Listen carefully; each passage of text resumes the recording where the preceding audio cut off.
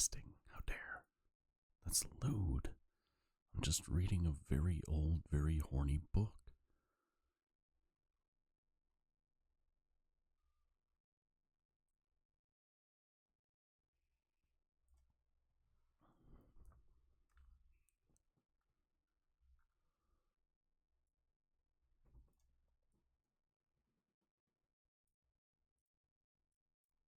What in the hell is going on, Naruto? Okay.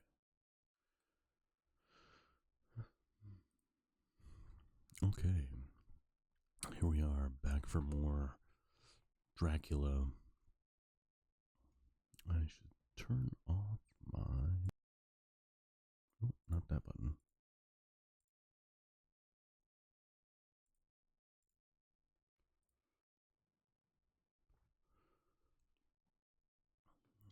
Am I coming through? Really, really, really quiet. Extremely quiet. What the fuck do I do?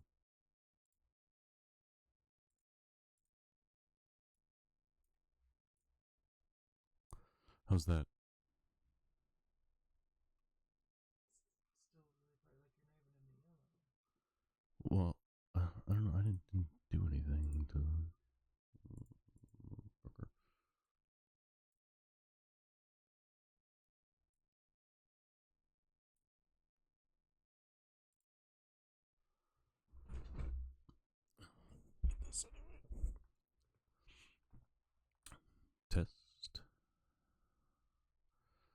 Test. Am I in the yellow? No, I'm not.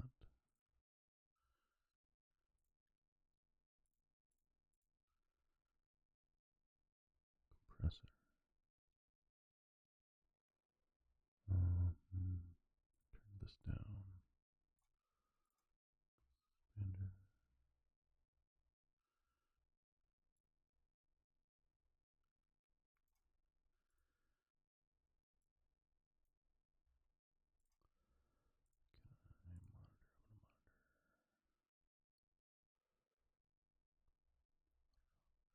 Okay, I'm monitoring it. I'm seeing it go in the yellow. How does it sound? Okay, we'll go with that. I think it's a little... I think that should be fine. Alright, resuming again with Dracula, Chapter 10. I need to turn off that monitoring. It's going to drive me insane. Sorry. Why can I still hear it? It's not even monitored. Oh, it's because I'm listening to the stream.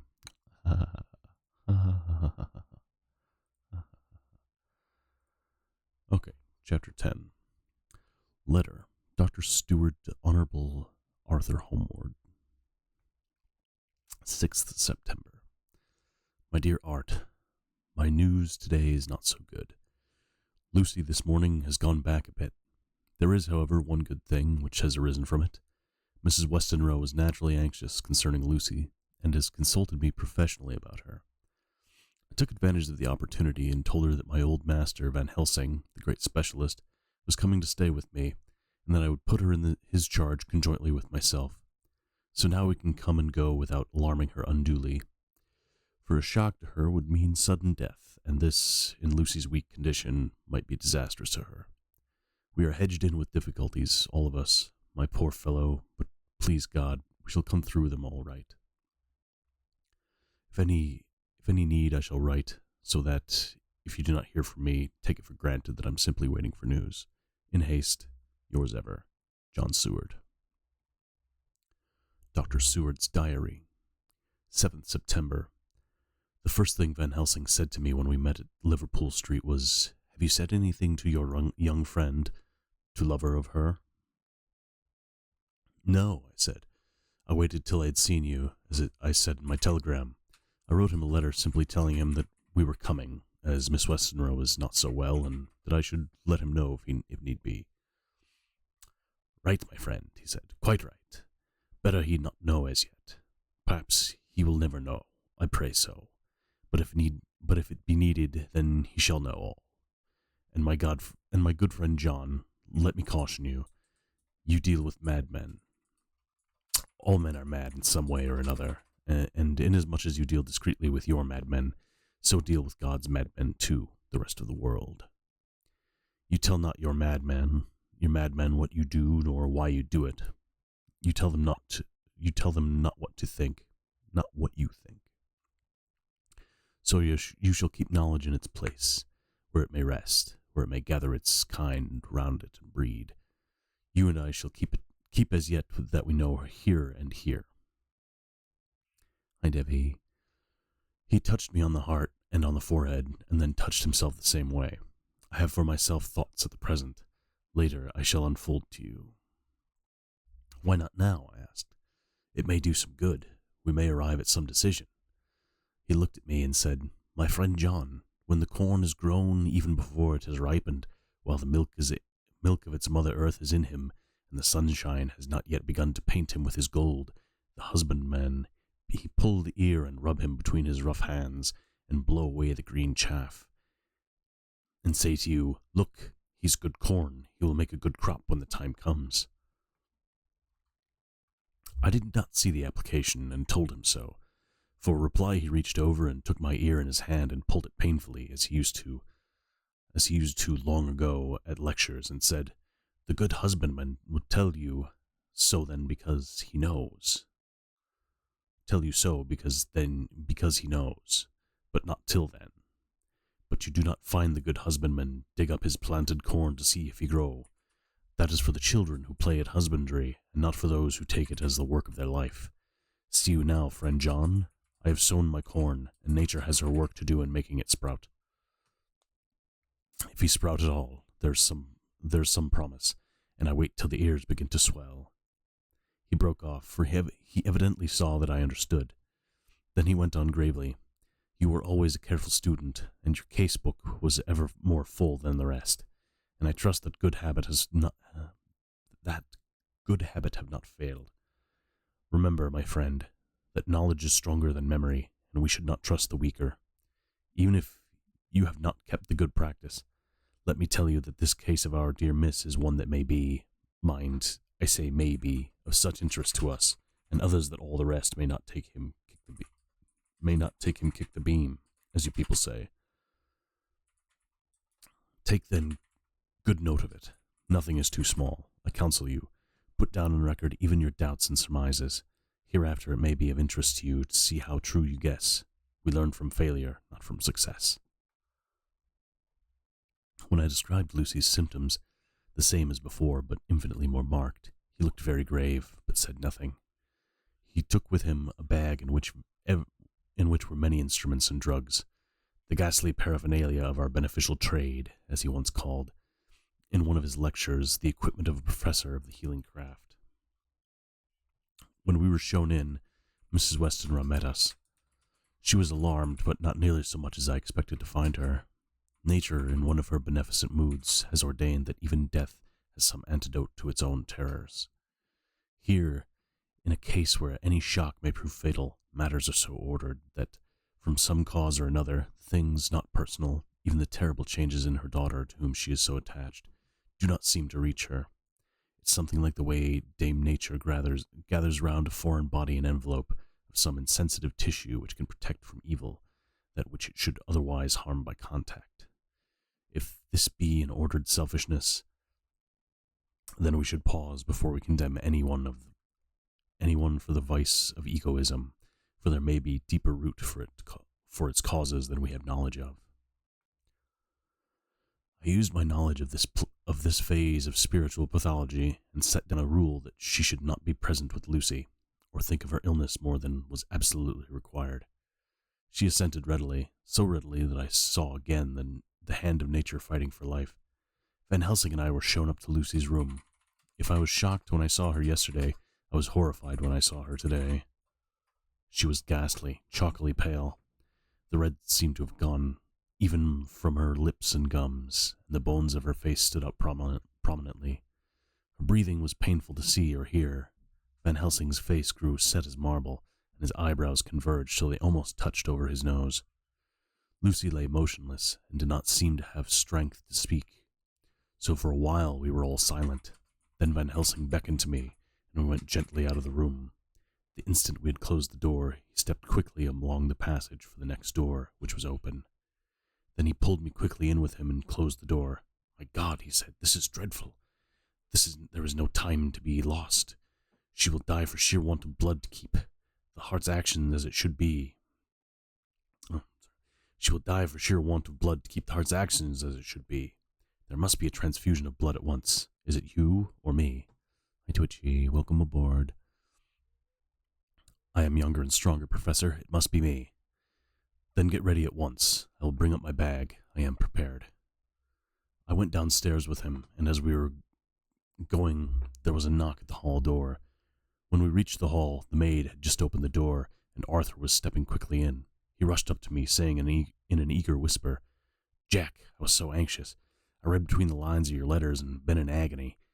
The dad was better, so I ran down here to see for myself. Is not that gentleman Dr. Van Helsing? I'm so thankful to you, sir, for coming." When first the professor's eyes had lit upon him, he had been angry at his interruption at such a time.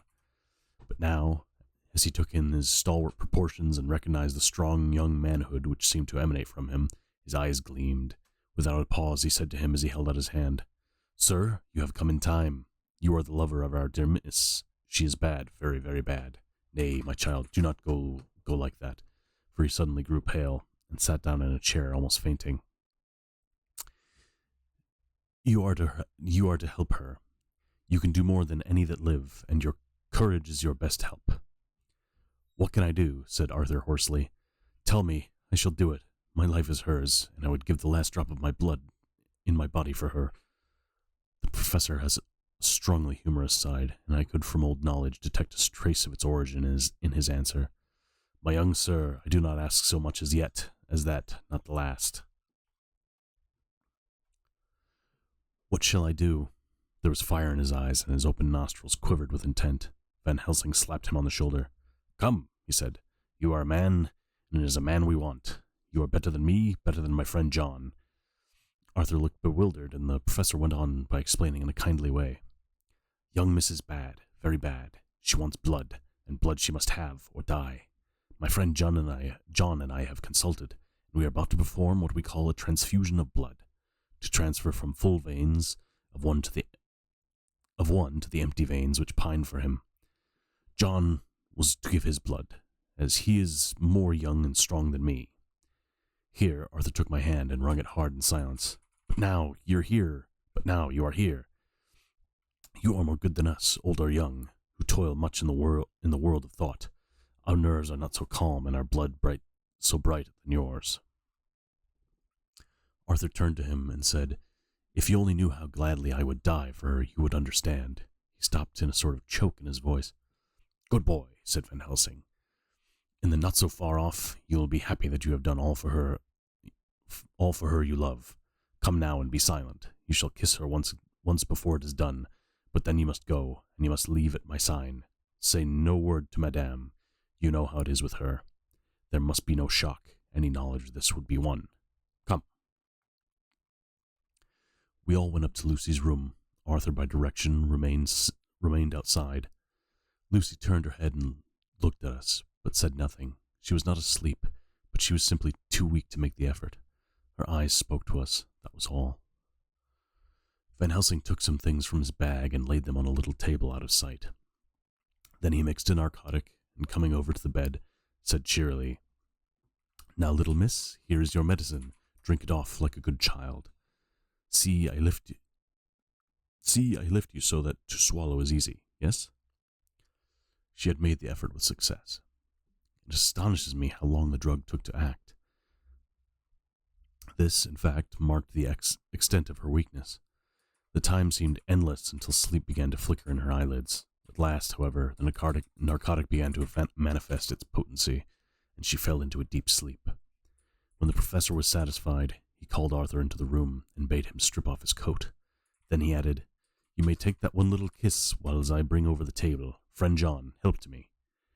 So neither of us looked whilst he bent over her. Van Helsing, turning to me, said, He is so young and strong, and of blood so pure that we need not defibrillate him. Then, with swiftness, but with absolute method, Van Helsing performed the operation. As the transfusion went on, something like life seemed to come back to poor Lucy's cheeks, and through Arthur's growing pallor, the joy of his face seemed absolutely to shine.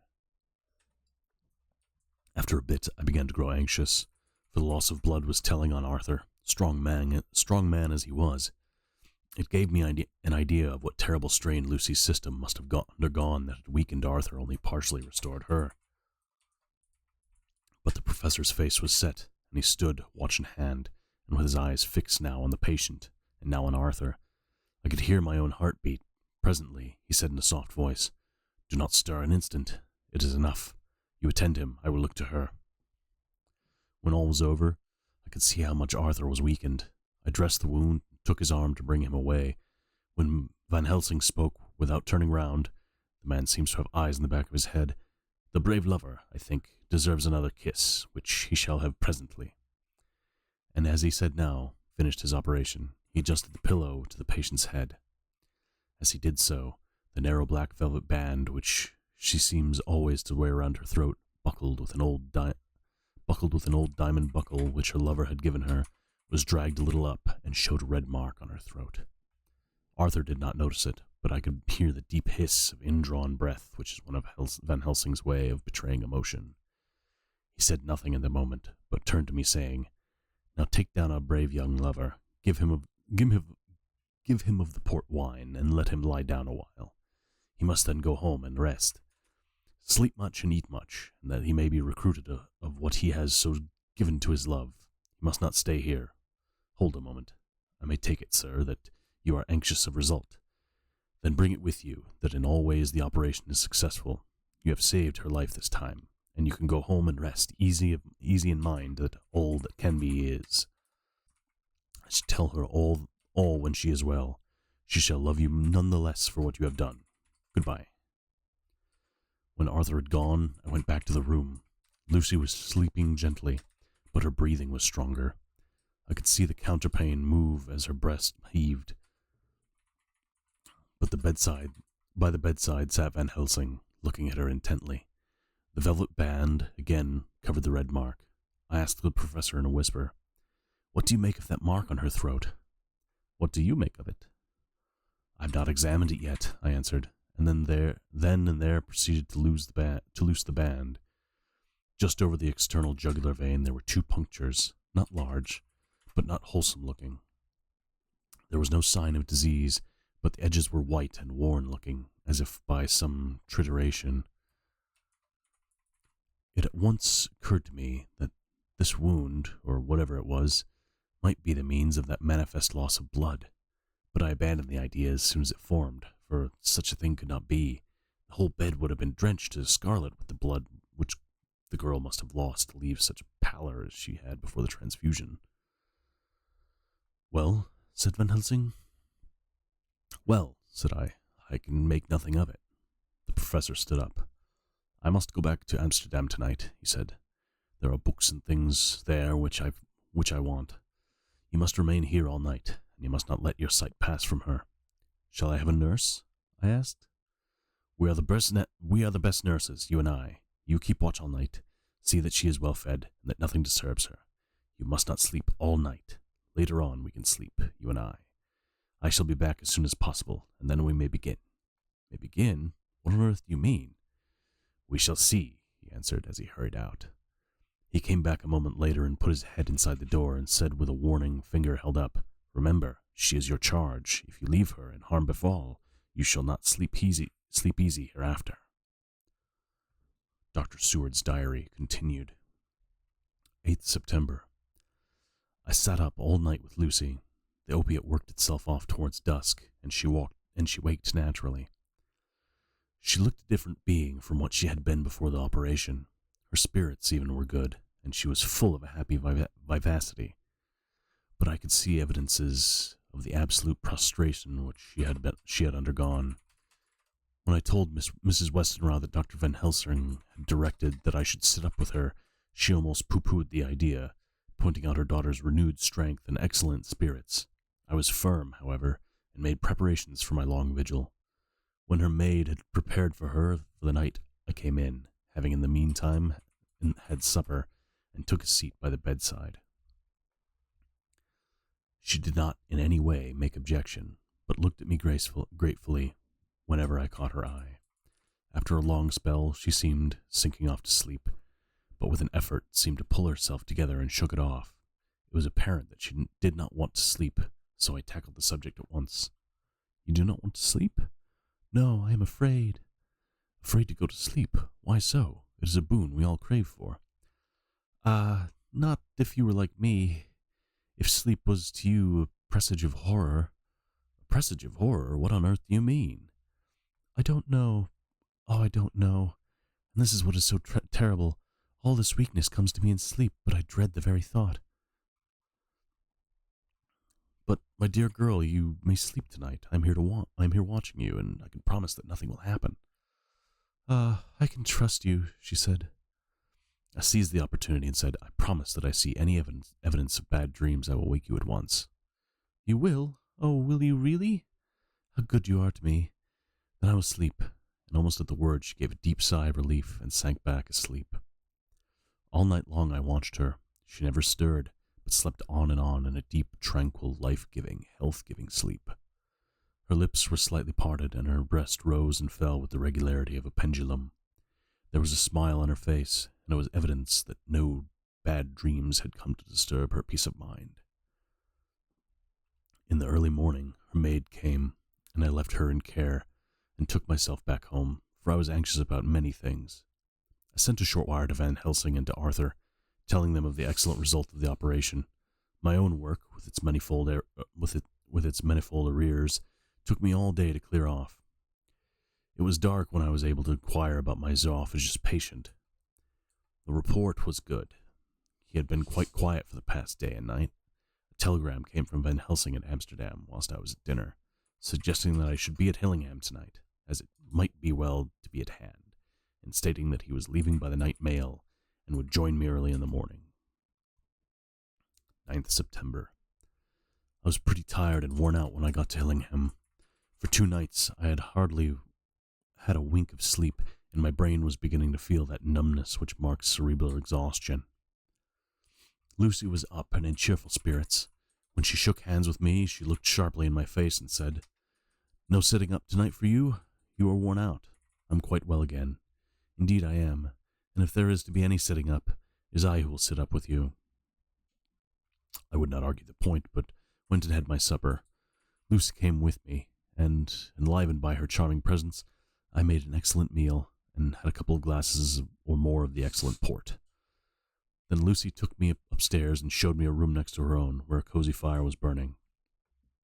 "Now," she said, "you may stay here. I shall leave this door open, and my door too. You can lie on the sofa, for I know that nothing would induce any of you doctors to go to bed whilst there is a patient above the horizon.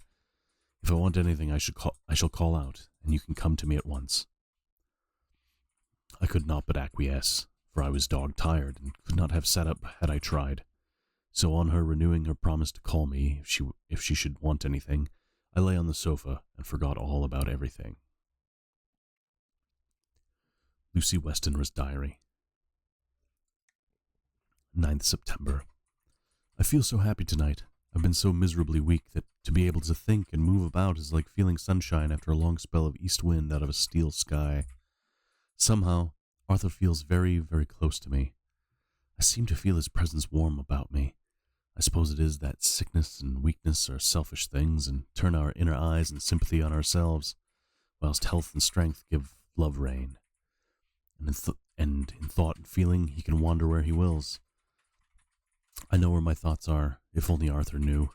My dear, your ears must tingle as you sleep, as mine do waking. Oh, the blissful rest of last night. How I slept, with that dear, good Dr. Seward watching me. Tonight I shall not fear to sleep, since he is close at hand and within call. Thank everybody for being so good to me. Thank God. Good night, Arthur. Dr. Seward's Diary. 10th September. I was conscious of the professor's hand on my head and started awake all in a second. That is one of the things that we learn in an asylum, at any rate. And how is our patient? Well, when I left her, or rather, when she left me, I answered. Come, let us see, he said, and together we went into the room. The blind was down, and I went over to raise it gently, whilst Van Helsing stepped, with his soft, cat-like tread, over to the bed. As I raised the blind, the morning sunlight flooded the room. I heard the professor's low hiss of inspiration, and knowing its rarity, a deadly fear shot through my heart. As I passed over, he moved back, and his exclamation of horror, Gott in Himmel, needed no enforcement from his agonized face. He raised his hand and pointed to the bed, and his iron face was drawn and ashen white. I fell to my knees and began to tremble. There on the bed, seemingly in a swoon, lay poor Lucy, more horribly white, wan-looking than ever. Even the lips were white, and the gums seemed to have shrunken back from the teeth, as we sometimes see in a corpse after a prolonged illness. Van Helsing raised his foot to stamp in anger, but the instinct of his life and all long years of habit stood to him, and he put it down again softly. Quick, he said, bring me the brandy. I flew to the dining room and returned with the decanter. He wetted the poor white lips with it, and together he rubbed palm and wrist to the heart. He felt her heart, and after a few moments of agonizing suspense said, It is not too late. It beats, though but feebly. All our work is undone. We must begin again. There is no young Arthur here now. I have to call on you and yourself this time, friend John. As he spoke, he was dipping into his bag and producing the instruments of transfusion. I had taken off my coat and rolled up my shirt sleeve. There was no possibility of an opiate just at present, and no need of one, and so, without a moment's delay, we began the operation. After a time, it did not seem a short time either, for the draining away of one's blood, no matter how willingly it be given, is a terrible feeling. Van Helsing held up a warning finger. Do not stir, he said, but I fear that with growing strength she may wake, and that would make danger, oh, so much danger. But I shall precaution take. I shall give hypodermic injection of morphia. He proceeded then, swiftly and deftly, to carry out his intent. The effect on Lucy was not bad, for the faint seemed to merge subtly into the narcotic sleep. It was with a feeling of personal pride that I could see a faint tinge of color steal back into the pallid cheeks and lips. No man knows, till he experiences it, what it is to feel his own lifeblood drawn away into the veins of the woman he loves. The professor watched me critically. That will do, he said. Already, I remonstrated. Already, I remonstrated? You took a great deal more from Art. To which he smiled a sad sort of smile as he replied, He is her lover, her fiancé. You have much work to do for her and for others, and the present will suffice. When we stopped the operation, he attended to Lucy, while I applied digital pressure to my own incision. I laid down, while I waited his leisure to attend to me, for I felt faint and a little sick. By and by he bound up my wound and set me downstairs to get a glass of wine for myself. As I was leaving the room, he came after me and half whispered, Mind, nothing must be said of this. If our young lover should turn up unexpected as before, no word to him. It would at once frighten him and jealous him, too. There must be none, so. When I came back, he looked at me carefully and then said, You are not much the worse. Go into the room and lie on your sofa and rest a while. Then have much breakfast and come here to me. I followed out his orders, for I knew how right and wise they were. I had done my part, and now my next duty was to keep my strength. I felt very weak, and in the weakness lost something of the amazement at what had occurred. I fell asleep on the sofa, however, wondering over and over again how Lucy had made such a retrograde movement, and how she should have been drained of so much blood with no sign anywhere to show for it. I think I must have continued my wonder in my dreams, for sleeping and waking, my thoughts always came back to the little punctures in her throat and the ragged, exhausted appearance of their edges, tiny though they were. Lucy slept well into the day, and when she woke, she was fairly well and strong, though not nearly so much as the day before. When Van Helsing had seen her, he went out for a walk, leaving me in charge, with strict injunctions that I was not to leave her for a moment. I could hear his voice in the hall, asking the way to the nearest telegraph office. Lucy chatted with me freely and seemed quite unconscious that anything had happened. I tried to keep her amused and interested. When her mother came up to see her, she did not seem to notice any change whatsoever, but said to me gratefully, "We owe you so much, Dr. Seward, for all you have done, but you really must now take care not to overwork yourself. You're looking pale yourself. You want a wife to nurse and look after you a bit. That you do." As she spoke, Lucy turned crimson, though it was only momentarily, for her poor wasted veins could not stand for long as unwanted drain to the head. The reaction came in excessive pallor as she turned imploring eyes on me. I smiled and nodded and laid my finger on my lips. With a sigh, she sank back amid her pillows. Van Helsing returned in a couple of hours and presently said to me, "Now you go home and eat much and drink enough. Make yourself strong. I stay here tonight. I shall sit up with little miss myself. You and I must watch the case, and we must have none other to know. I have grave reasons. No, do not ask me. Think what you will. Do not fear to think even the most not improbable. Good night." In the hall, two of the maids came to me and asked if they or either of them might not sit up with Miss Lucy. They implored me to let them, and when I said that it was Dr. Van Helsing's wish that either he or I should sit up, they asked me quite piteously to intercede with the foreign gentleman. I was much touched by their kindness. Perhaps it is because I am weak at present, and perhaps because it was on Lucy's account that their devotion was manifested. For over and over again I have seen similar instances of woman's kindness. I got back here in time for late dinner, went my rounds, all well, and set this down whilst waiting for sleep. It is coming.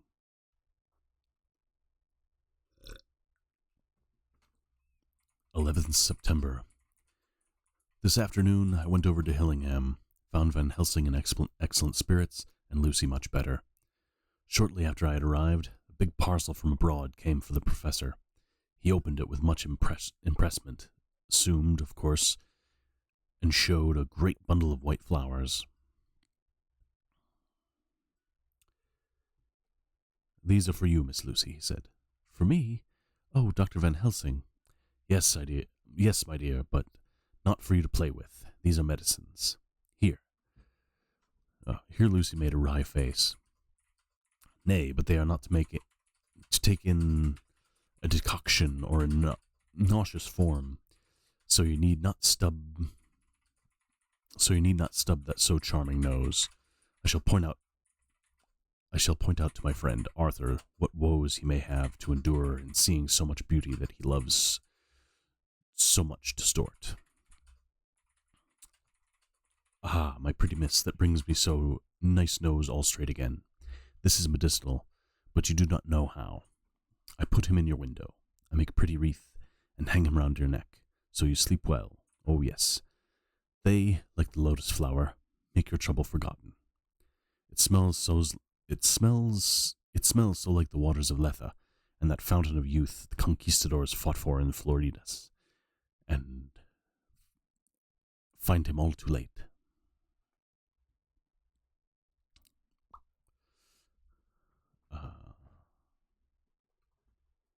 Okay.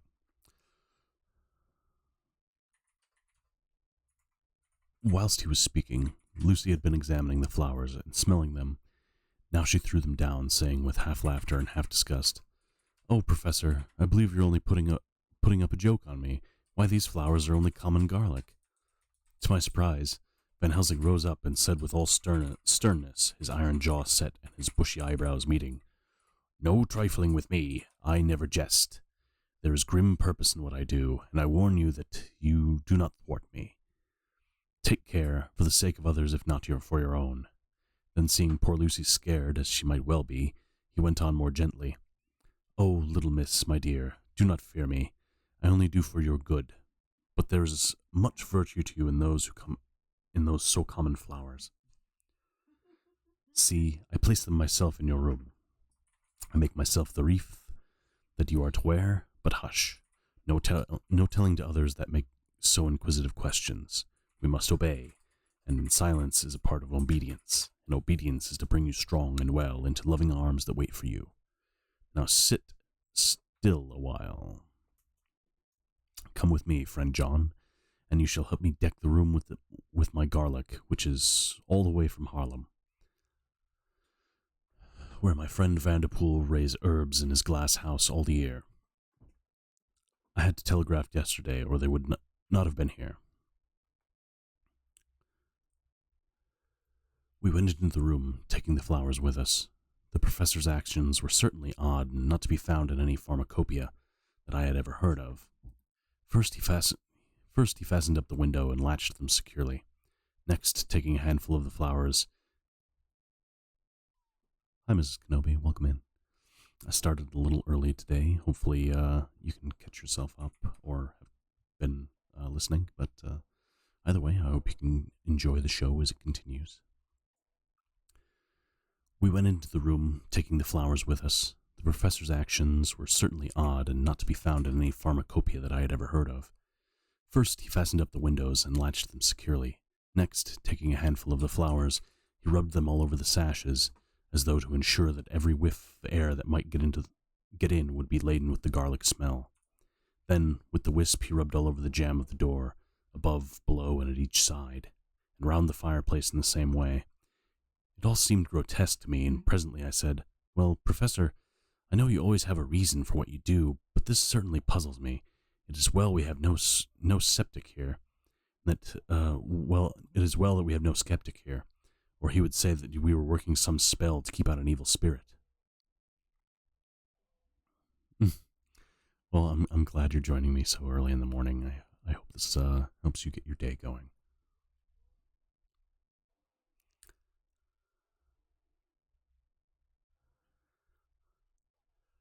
"Perhaps I am," he answered quietly as he began to make the wreath which Lucy was to wear around her neck. We then waited whilst Lucy made her toilet for the night, and when she was in bed, he came and himself fixed the wreath of garlic round her neck. The last words he said to her were, Take care you do not disturb it, and even if the room feel close, do not tonight open the window or the door." "I promise," said Lucy, "and thank you both 1,000 times for all your kindness to me. Oh, what have I done to be blessed with such friends?" As he left the house in my fly, which was waiting, Van Helsing said, "Tonight I can sleep in peace, and sleep I want. 2 nights of travel, much reading in the day between, and much anxiety on the day to follow. A night to sit up, without to wink. Tomorrow in the morning, early you call for me, and we come together to see our pretty miss. So much more strong for my spell, which I have to work. Ho ho."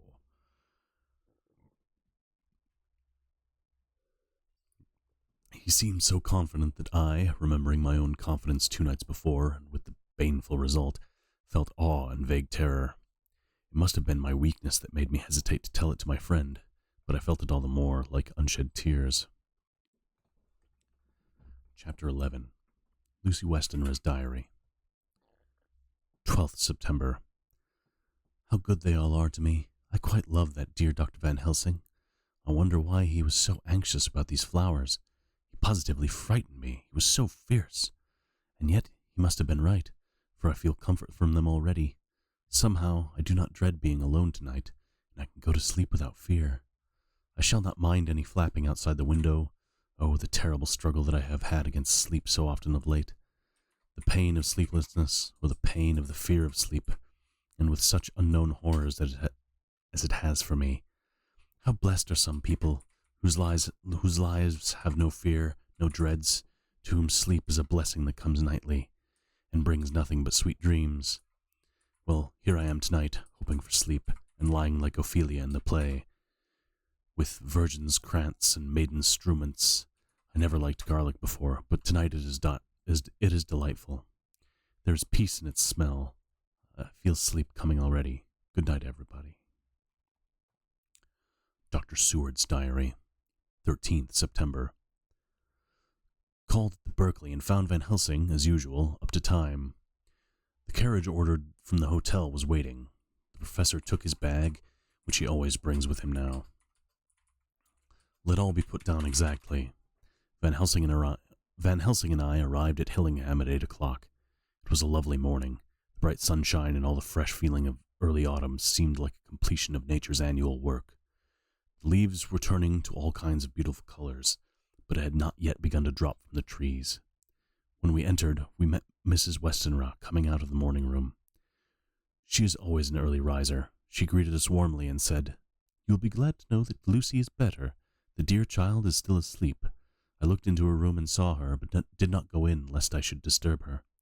The professor smiled and looked quite jubilant. He rubbed his hands together and said, "Aha, I thought I had diagnosed the case. My treatment is working." To which she replied, "You must not take all the credit yourself, Doctor. Lucy's state this morning is due in part to me." "How do you mean, ma'am?" asked the professor. "Well, I was anxious about the dear child in the night and went into her room. She was sleeping soundly, so soundly that even my coming did not wake her, but the room was awfully stuffy. There was a lot of those horrible, strong-smelling flowers about everywhere, and she had actually a bunch of them around her neck. I feared that the heavy odor would be too much for the dear child in her weak state, so I took them all away and opened a bit of the window to let in a little fresh air. You'll be pleased with her, I'm sure." She moved off into her boudoir, where she usually breakfasted early. As she had spoken, I watched the professor's face and saw it turn ashen gray. He had been able to retain his self-command whilst the poor lady was present, for he knew her state and how mischievous a shock would be. He actually smiled on her as he held open the door for her to pass into her room. But the instant she had disappeared, he pulled me suddenly and forcibly into the dining room and closed the door. Then for the first time in my life, I saw Van Helsing break down. He raised his hands over his head in a sort of mute despair, and then beat his palms together in a helpless way. Finally, he sat down on a chair, and putting his hands before his face, began to sob, with loud, dry sobs that seemed to come from the very racking of his heart. Then he raised his arms again, as though appealing to the whole universe. "God, God, God," he said, "what have we done? What has this poor thing done, that we are so beset, that we are so sore beset? Is there fate amongst us still, sent down from the pagan world of old, that such things must be, and in such way? This poor mother, all unknowing, and all for the best as she think, does such thing as lose her daughter body and soul. And we must not tell her, we must not even warn her, or she die, and then both die. And how we are beset. How are all the powers of the devils against us?" Suddenly he jumped to his feet. "Come," he said, "come, we must see and act. Devils or no devils, or all the devils at once, it matters not. We must fight him all the same." He went to the hall door for his bag, and together we went up to Lucy's room. Once again I drew up the blind, whilst Van Helsing went towards the bed. This time he did not start as he looked at the poor face with the same awful waxen pallor as before. He wore a look of stern sadness and infinite pity. "As I expected," he murmured, with that hissing inspiration of his which meant so much. Without a word he went and locked the door, and then began to set out a little table, the instruments for yet another operation of transfusion of blood. I had long ago recognized the necessity and began to take off my coat, but he stopped me with a warning hand. "No," he said. "Today you must operate. I shall provide. You are weakened already." As he spoke, he took off his coat and rolled up his shirt sleeve. Again the operation, again the narcotic. Again some return of color to the ashy cheeks and the regular breathing of healthy sleep. This time I watched whilst Van Helsing recruited himself and rested. Presently, he took an opportunity of telling Mrs. Westenra that she must not remove anything from Lucy's room without consulting him, that the flowers were of medicinal value, and that the breathing of their odor was a part of the system of cure. Then he took over the care of the case himself, saying that he would watch this night and the next, and would send me word when to come. After another hour, Lucy waked from her sleep, fresh and bright, and seemingly not much the worse for her terrible ordeal. What does it all mean? I'm beginning to wonder if my long habit of life amongst the insane is beginning to tell upon my own brain. Lucy Westenra's diary. 17th September. 4 days and nights of peace. I'm getting so strong again that I hardly know myself. It is as if I had passed through some long nightmare and had just awakened to see the beautiful sunshine and feel the fresh air of the morning around me. I have a dim half-remembrance of long, anxious times of waiting and fearing, darkness in which there was not even the pain of hope to make present distress more poignant, and then long spells of oblivion and the rising back to life as a diver coming up from a great press of water. Since, however, Dr. Helsing has been with me, all this bad dreaming seems to have passed away. The noises that used to frighten me out of my wits, the flapping against the window, the distant voices that seemed so close to me, the harsh sounds that came from I know not where and commanded me to do I know not what, have all ceased. I go to bed now without any fear of sleep. I do not even try to keep awake. I've grown quite fond of the garlic, and a boxful arrives for me every day from Haarlem. Tonight Dr. Van Helsing is going away, as he has to be for a day in Amsterdam, but I need not be watched. I'm well enough to be left alone. Thank God for Mother's sake, and dear Arthur's, for all of our friends who have been so kind. I shall not feel the change, for last night Dr. Van Helsing slept in his chair a lot of the time. I found him asleep twice when I awoke, but I did not fear to go to sleep again, although the boughs or bats or something flapped almost angrily against the window panes. Amsterdam mentioned, absolutely. And Haarlem.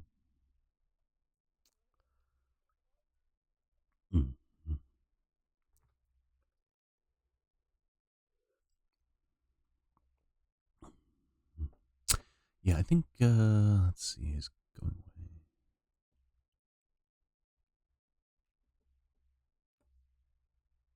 Yeah, I think, the spare room that's next to Lucy's that,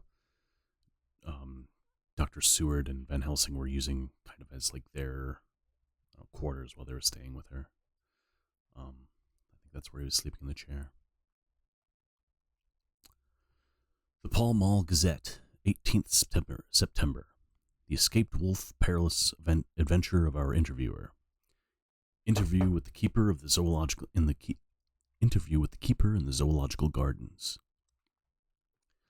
After many inquiries and almost as many refusals, and perpetually using the word Pall Mall Gazette as a sort of talisman, I managed to find the keeper of the section of the zoological gardens in which the wolf department is included. Oh yeah, it totally flew over my head. I didn't know that was a joke. I'll just keep on being a little book reading himbo. Thomas Builder lives in one of the cottages in the enclosure behind the Elephant House, and was just sitting down to his tea when I found him.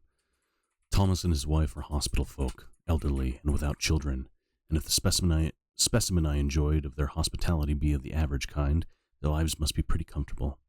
The keeper would not enter on what he called business until the supper was over, and we were all satisfied. Then, when the table was cleared and he had lit his pipe, he said, "Book reading himbo." Okay, I'll have to add that to the text. I'll do that right now. That's a good one. I'm gonna go ahead.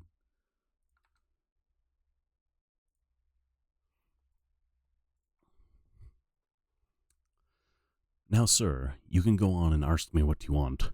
You'll excuse me refusing to talk to professional subjects before meals. I give the wolves and the jackals and the hyenas all in our section their tea before I begin to ask them questions. How do you mean, ask them questions? I queried, wishful to get him into a talkative humor. Hitting of them over the head with a pole is one way, scratching of their ears is another. When gents as is flush wants a bit of snow orf to their gals, I don't so much find the fust and the hitting them of the pole part for is a chuck in their dinner. But I waits till they're had their sherry and coffee, so to speak, after I tries on with their ear scratching, mind you.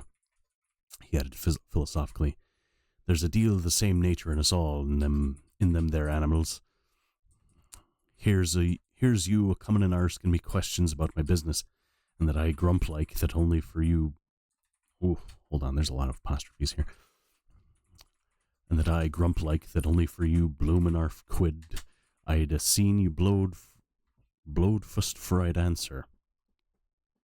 Not even when you asked me sarcastic if I'd like to ask the superintendent if you might ask me questions. Without offence did I tell you to go without offence did I tell you to go to hell. You did.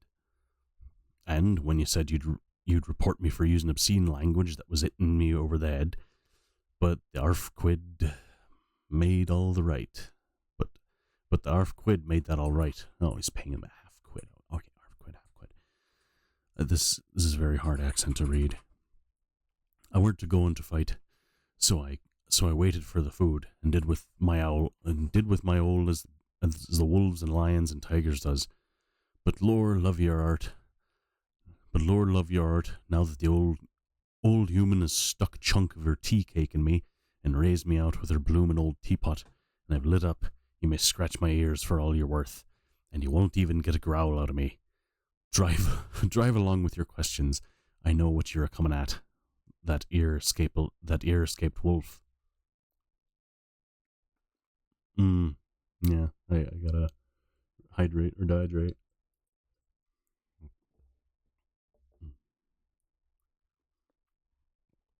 Try again, elf boy. I should do a redeem for that, so I just redo the paragraph if I fuck it up, because it's an impossibly hard to read accent. Exactly.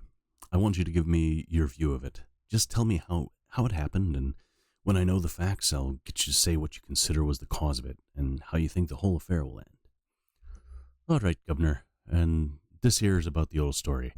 That ere wolf that we call Berserker was one of 3 grey ones that came from Norway to Jamrach's, which we bought off him for 4 years ago. He was a nice, well-behaved wolf, and never gave no trouble to talk of. I'm more surprised at him for wanting to get out, nor any other animal in this place. But there, you can't trust wolves no more than women. Don't you mind him, sir, broke in Mrs. Tom with a cheery laugh. He's got minding the animals so long that blessed if he ain't like old wolf itself, but there ain't no harm in him. Well, sir, it was about 2 hours after feeding yesterday when I first hear my disturbance. I was making up a litter in the monkey house for my young puma, which is ill, but when I heard the yelping and owling, I kem straight away. There was a berserker a-tearing like a mad thing at the bars as if he wanted to get out. There wasn't much people about that day, and close at hand was only one man, a tall, thin chap, with a hook nose and a pointed beard, with a few white hairs running through it. We had a hard, gold-looking red eyes, and I took a sort of mislike to him, for it seemed as if they was irritated at. He had white kid gloves on his hands, and he pointed to the animals to me and says, "Keeper, these wolves seem upset at something." "Maybe it's you," says I, for I did not like the airs he gave. For I did not like the airs he gave himself. He didn't get angry, as I hoped he would, but he smiled a kind of insolent smile with a mouthful of white sharp teeth. "Oh no, they wouldn't like me," he says. "Oh yes, they would," says I, imitating him. "They always like a bone or two to clean their teeth on about tea time, which you was a bagful." Well, it was an odd thing, but when the animals see us a-talking, they lay down, and when I went over to Berserker, he let me stroke his ears same as ever. That there man came over. Blessed but if he didn't put his hand in and stroke the old wolf's ears too. "Take care," I says, "Berserker's quick." "Never mind," he said, "I'm used to him." "Are you in the business yourself?" I says, taking off me hat. "For a man what trades in wolves." Etc. For a man that trades in wolves, etc., is a good friend of keepers. "No," he says, "not exactly in the business, but I have made pets of several." And with that, he lifts his hat as polite as a lord and walks away. And with that, he lifts his light as polite as a lord and walks away. Old Berserker kept looking after him till he was out of sight, and then went and lay down in a corner and wouldn't come out the whole evening. Well, last night, there are so many excessive letters in this paragraph. I'm sorry. Well, last night, so soon as the moon was up, the wolves were here all began a howling, and there wasn't nothing for them to howl at. There weren't no one here, except someone that was evidently a calling a dog somewheres out in the gardens of the park road. Once or twice I went out to see that all was right, and it was, and then the howling stopped. But before 12 o'clock, I just took a look round after turning in and bust me, but then came opposite the old berserker's cage. I see the rails broken and twisted out, and the cage empty, and that's all I know for certain. Did anyone else see anything? One of our gardeners was a-coming home about the time with an armory, with an harmony, and when he sees a big grey dog coming out through the garden edges. At last, so he says, but I don't give much for it myself. For if he did error, for if he did error, give me a moment, I'm gonna drink some water and try to figure this fucking shit out.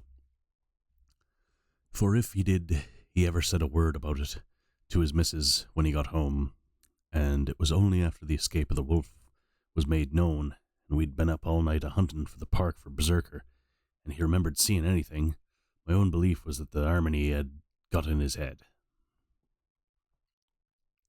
Now, Mr. Builder, can you account in any way for the escape of the wolf?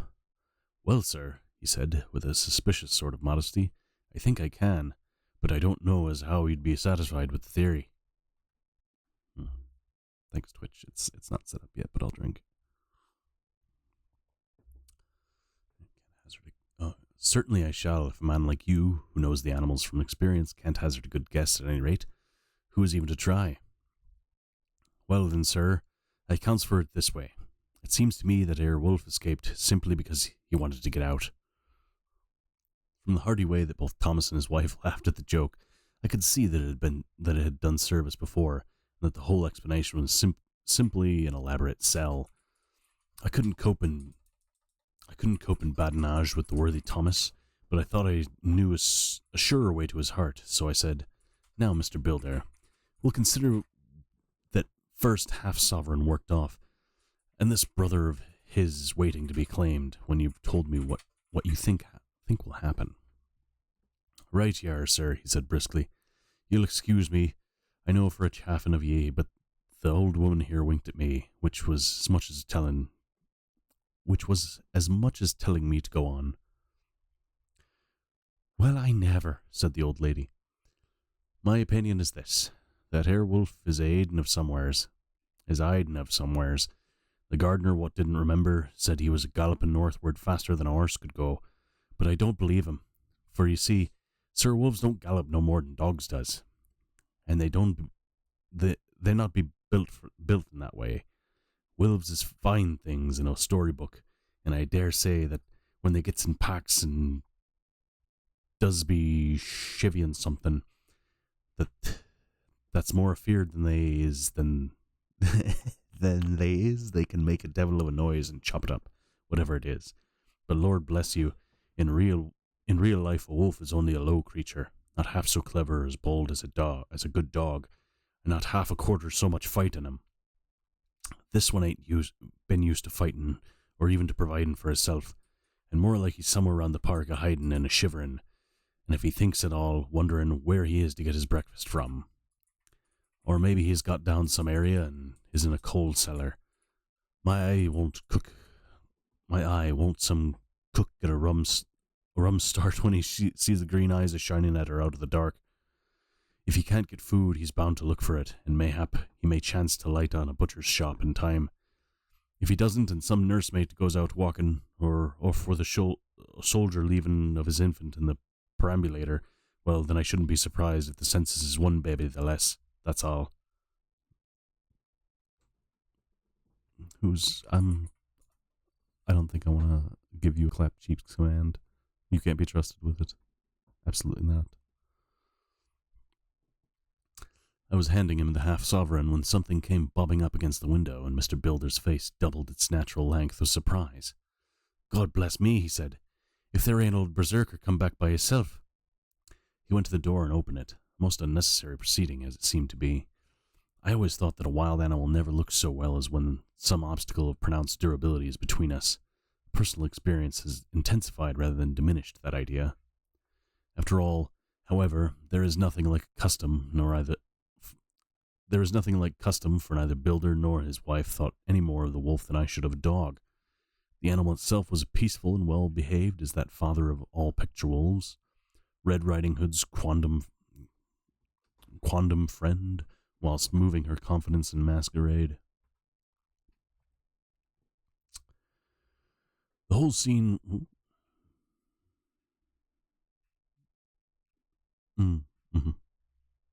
I will take things literally. I'm not the sharpest crayon in the box.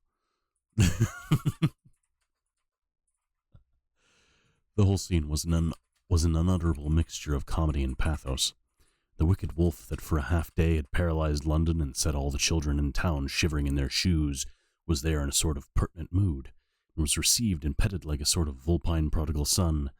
Old Builder examined him all over with the most tender solicitude, and when he had finished with his penitence said, "There, I knew the poor old chap would get into some kind of trouble. Didn't I say it all along? Here's his head all cut and full of broken glass. He's been a-getting over some bloomin' wall or other. It's a shame that people are allowed to top their walls with broken bottles. And here's what comes of it. Come along, Berserker." He took the wolf and locked him in a cage with a piece of meat that satisfied, in quantity at any rate, the elementary conditions of the fatted calf, and went off to report. I came off too, to report the only exclusive information that was given today regarding the strange escapade at the zoo.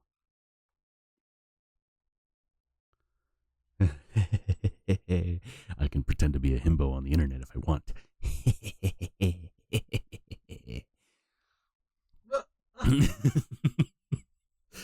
Dr. Seward's Diary, 17th September. I was engaged after dinner in my study posting up my books, which, through press of the... I'm still in himbo brain.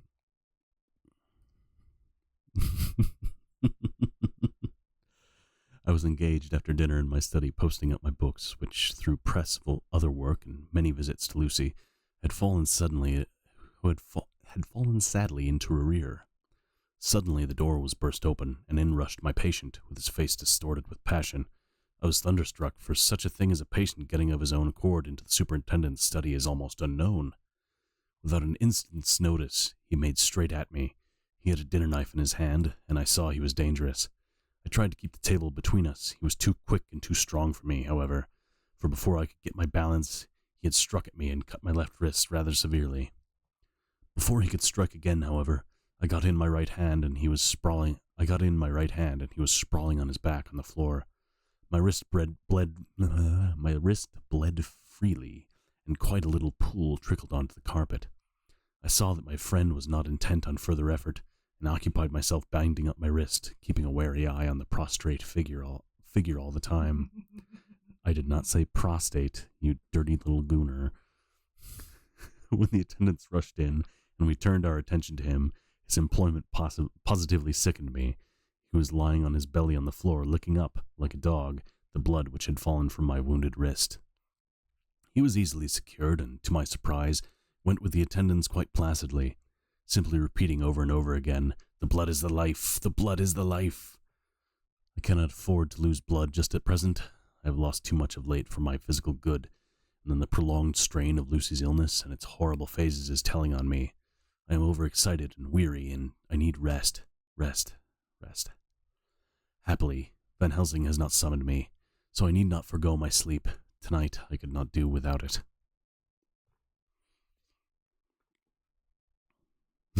My ears perked up when I said prostate. That's good. Good to know.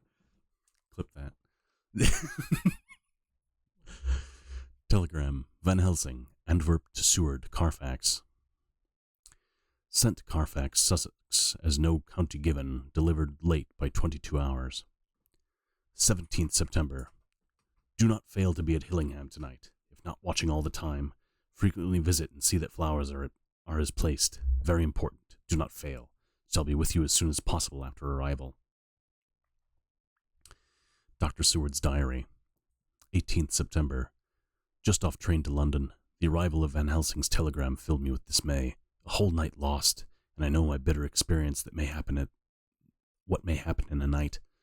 Of course it is possible that all may be well, but what may have happened? Surely there is some horrible doom hanging over us that every possible accident should thwart us in all we try to do. I shall take this cylinder with me, and then I can complete my entry on Lucy's phonograph.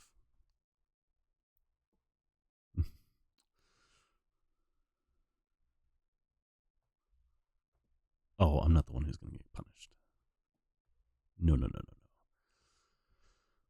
Memorandum left by Lucy Westenra, 17th September. Night. I write this and leave it to be seen, so that no one may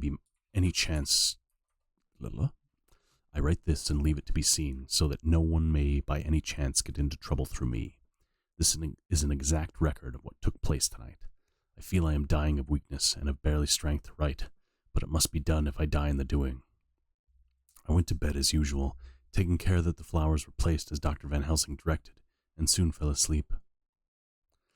I was waked by the flapping at the window, which had begun after that sleepwalking on the cliff at Whitby when Mina saved me, and which now I know so well.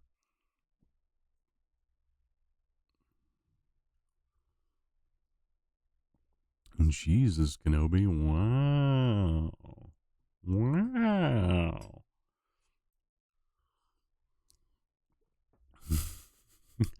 I was waked by the flapping at the window, which had begun after that sleepwalking on the cliff at Whitby when Mina saved me, which now I know so well.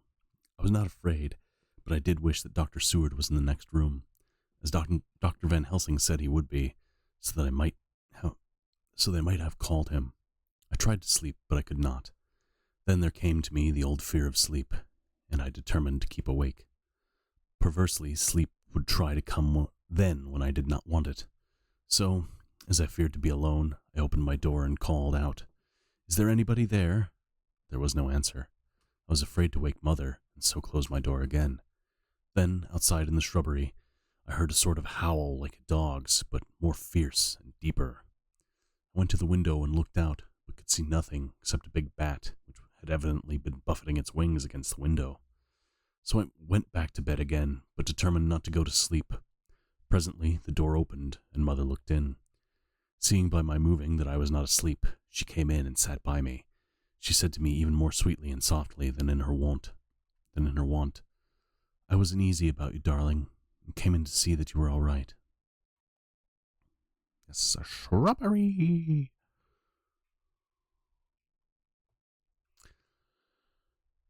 I feared she might catch cold sitting there, and asked her to come in and sleep with me, so she came into bed and lay down beside me.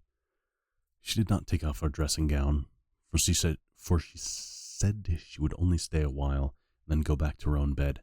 She lay there in my arms, and I in hers. The flapping and buffeting came at the window again.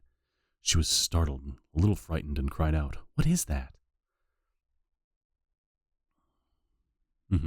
I adore Monty Python. I tried to pacify her, and at last succeeded, and she lay quiet. But I could hear her poor dear heart still beating terribly. After a while, there was the howl again out in the shrubbery, and shortly after, there was a crash at the window. A lot of broken glass was hurled on the floor. The window blind blew back, and with that wind that rushed in, and the aperture of the broken panes, there was a head of a great, gaunt, grey wolf. Mother cried out in a fright, and struggled up into a sitting position, and clutched wildly at anything that would help her. Amongst other things, she clutched the wreath of flowers that Dr. Van Helsing insisted on my wearing around my neck, and tore it away from me. For a second or two, she sat up, pointing at the wolf, and there was a strange and horrible gurgling in her throat. Then she fell over, as if struck with lightning, and her head hit my forehead, and made me dizzy for a moment or two. The room and all round seemed to spin around. I kept my eyes fixed on the window, but the wolf drew his head back, and a whole myriad of little specks seemed to have come blowing in through the broken window. wheeling and circling around like a pillar of dust that travelers describe when there is a simoon in the desert. Simoon. Monsoon. No, not monsoon.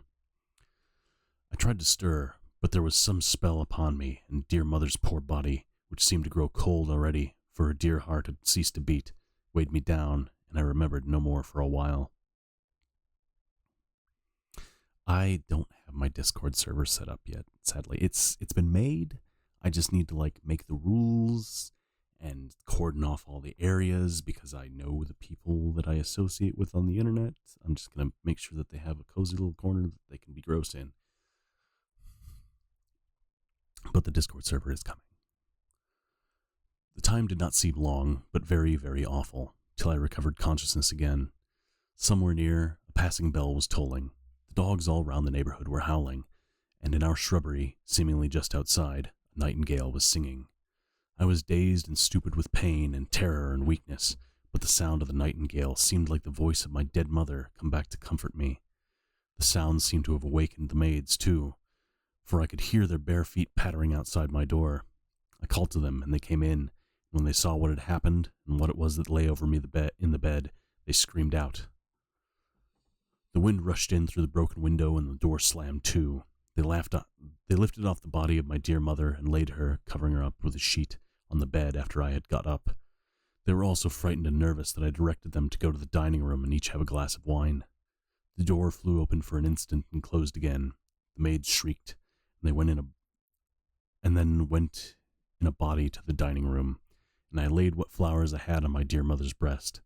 When they were there, I remembered that Dr. Van Helsing had told me, but I didn't like to remove them, and besides, I would have some of the servants sit up with me now.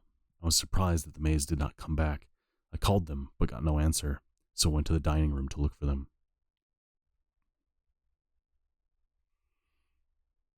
Yeah, including Silly, most of the people I know on Twitch are gooners, so I'm gonna give them their little goon cave where they can do their thing, and then write lists of smut they want me to read. And I'm just gonna charge them for that because that's good money there.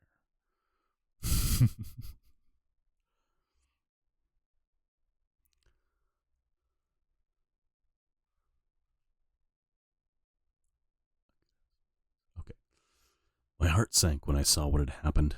They all four lay helpless on the floor, breathing heavily. The decanter of sherry was on the table, half full, but there was a queer, acrid smell about it. I was suspicious and examined the decanter. It smelt of laudanum, and looking on the sideboard, I found that the bottle which Mother's doctor uses for her, did use, was empty. What am I to do? What am I to do? I'm back in the room with Mother. I cannot leave her, and I'm alone, save for the sleeping servants, whom someone has drugged. Alone with the dead, I dare not go out, for I can hear the low howl of the wolf through the broken window. The air seems full of specks, floating and circling in the draught from the window, and the light burns blue and dim. What am I to do? God shield me from harm this night. I shall hide this paper in my breast, where they shall find it, when they come to lay me out. My dear mother gone, it is time that I go too. Goodbye, dear Arthur. If I should not survive this night, God keep you, dear, and God help me. Neander Gooner Caves. Yeah, Stoker really likes to use the word queer in the classic sentence, the classical usage in this book, and queer and gay, and I think Silly's living for it.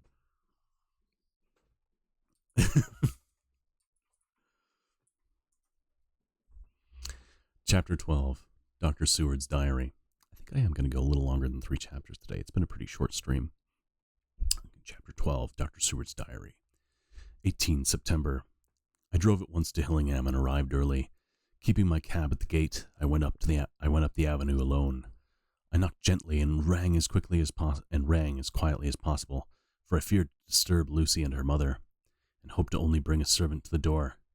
After a while, finding no response, I knocked and rang again. Still no answer.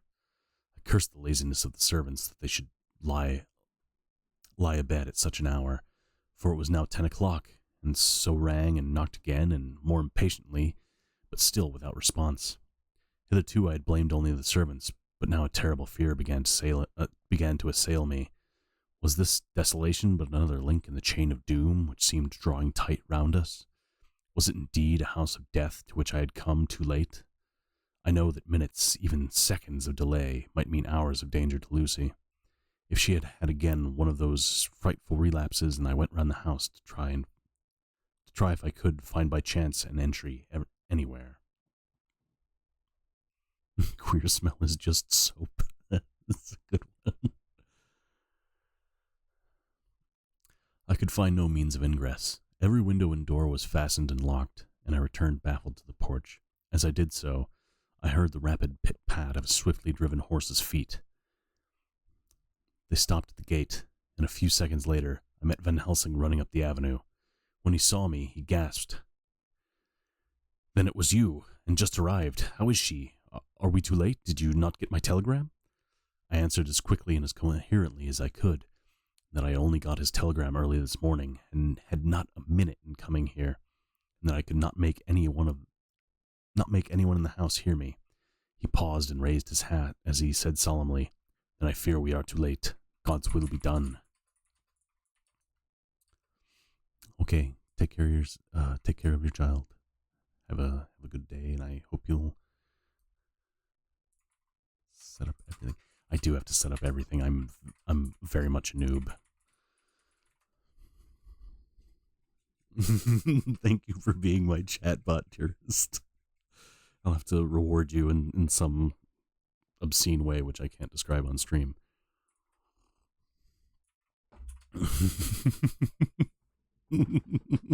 No, I guess I can reward you by setting up my stream, actually.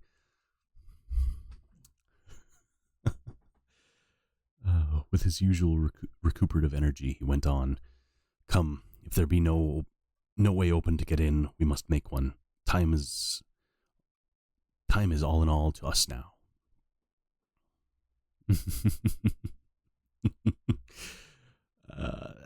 That's gonna be in the Discord server.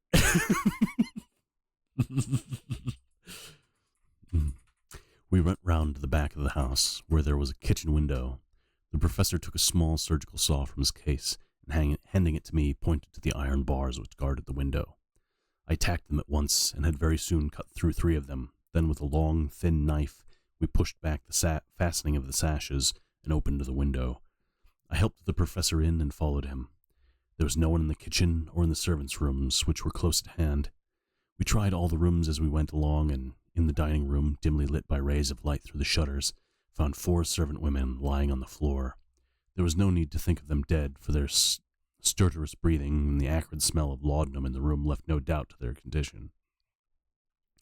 Van Helsing and I looked at each other, and as we moved away, he said, "We can attend to them later."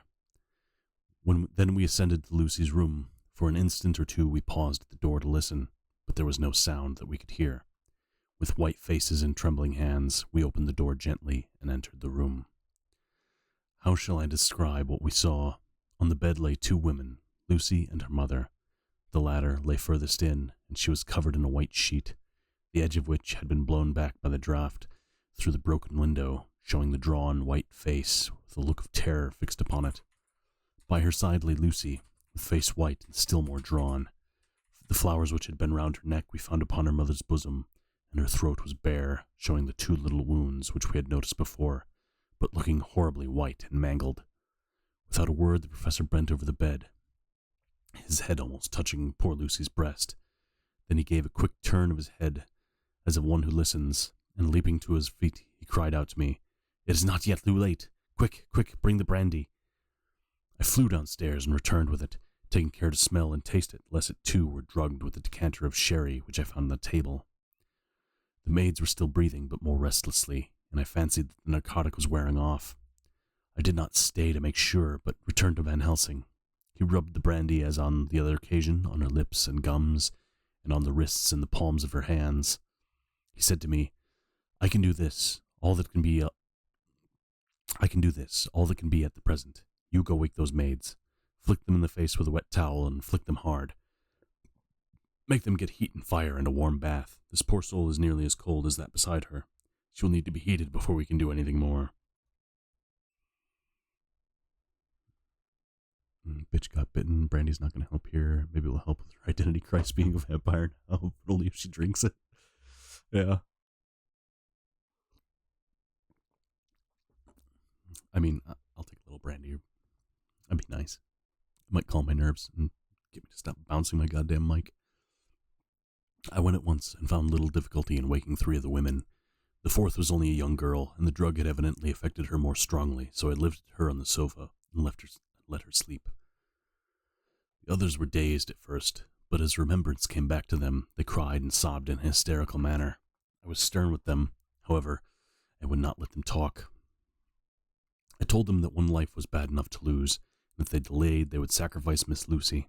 So sobbing and crying, they went about their way, half-clad as they were, and prepared fire and water. Fortunately, the kitchen and boiler fires were still alive, and there was no lack of hot water. We got a bath and carried Lucy out as she was and placed her in it. Whilst we were busy chafing her limbs, there was a knock at the hall door. One of the maids ran off, hurried on some more clothes, and opened it. Then she returned and whispered to us that there was a gentleman who had come with a message from Mr. Homewood. I bade her simply tell him that he must wait, for we could see no one now. She went away with the message, and engrossed with our work, I clean forgot all about him. One day when you're affiliated, we'll do that.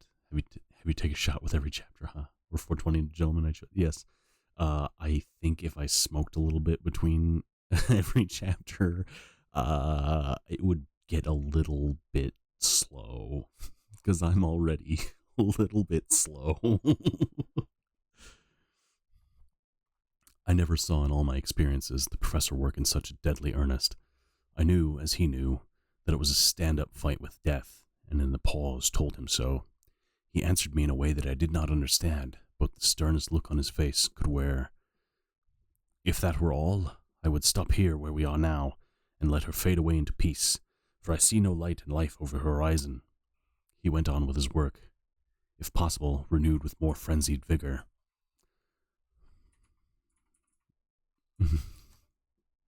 She got bitten. No way, man. I could see this in the future, maybe. Hopefully not something like gothic horror. Maybe we'll do that for The Hitchhiker's Guide to the Galaxy or something like that. Something a little more humorous.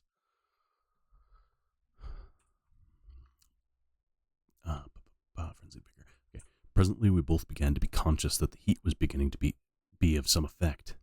Lucy's heart beat a trifle more audibly to the stethoscope, and her lungs had a perceptible movement.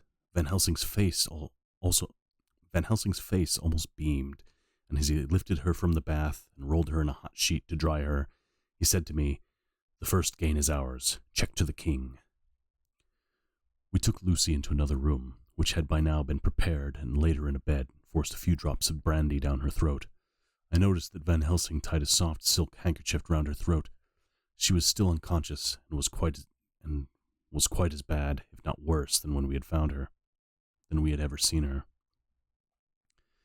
Van Helsing called in one of the women and told her to stay with her and not to take eyes off her till we returned, and then beckoned me out of the room. "We must consult as to what is to be done," he said as we descended the stairs. In the hall he opened the dining room door and we passed in, he closing the door carefully behind him. The shutters had been opened, but the blinds were already down, without obedience to the etiquette of death which the British woman of the lower classes always rigidly observes. The room was therefore dimly dark. It was, however, light enough for our purposes. Van Helsing's sternness was somewhat relieved by a look of perplexity. He was evidently torturing his mind about something, so I waited for an instant, and he spoke. Cheech and Chong read Dracula. Hitchhiker's Guide to the Galaxy would be a perfect stoner stream. I definitely do want to read that one. At least the first book. All right. See your children safely to school, and we'll be here when you return. What are we to do now? Where are we to turn for help? We must have another transfusion of blood, and that soon, or that poor girl's life won't be worth an hour's purchase. You are exhausted already. I am exhausted too. I fear to trust those women, even if they would have courage to submit. But what are we to do for someone who pulls open his veins for her. What are we to do for someone who will pull open his veins for her? What's the matter with me, anyhow? The voice came... What's the matter with me, anyhow? The voice came from the sofa across the room, and its tones brought relief and joy to my heart, for they were of Quincy Morris. Van Helsing started angrily at the first sound, but his face softened and a glad look came into his eyes as I cried out, "Quincy Morris!" and rushed towards him with outstretched hands. "What brought you here?" I cried as our hands met. "I guess art is the cause." He handed me a telegram. "Have you not heard from Seward for 3 days, and am terribly anxious. Have not heard from Seward for 3 days, and am terribly anxious. Cannot leave. Father's still in the same condition. Send me word how Lucy is. Do not delay. Homewood." "I think I came just in the nick of time. You know, you have only to tell me what to do." Van Helsing strode forward and took his hand, looking him straight in the eyes, as he said, "A brave man's blood is the best thing on the earth when a woman is in trouble. You're a man, and no mistake. Well, the devil may work against us for all he's worth, but God send us men when we want them." Once again, we went through that ghastly operation. I have not the heart to go through with the details. Lucy had got a little shock, and it told on her more than before. For though plenty of blood went into her veins, her body did not respond to the treatment as well as the other occasions. Her struggle back into life was something frightful to see and hear. However, the action of both heart and lungs improved, and Van Helsing made a subcutaneous injection of morphia, as before, and with good effect. Her faint became a profound slumber. The professor watched whilst I went downstairs with Quincy Morris, and sent one of the maids to pay off one of the cabmen who were waiting. I left Quincy Oh, yeah, you've been given a job. Thank you for lurking. We'll see you soon.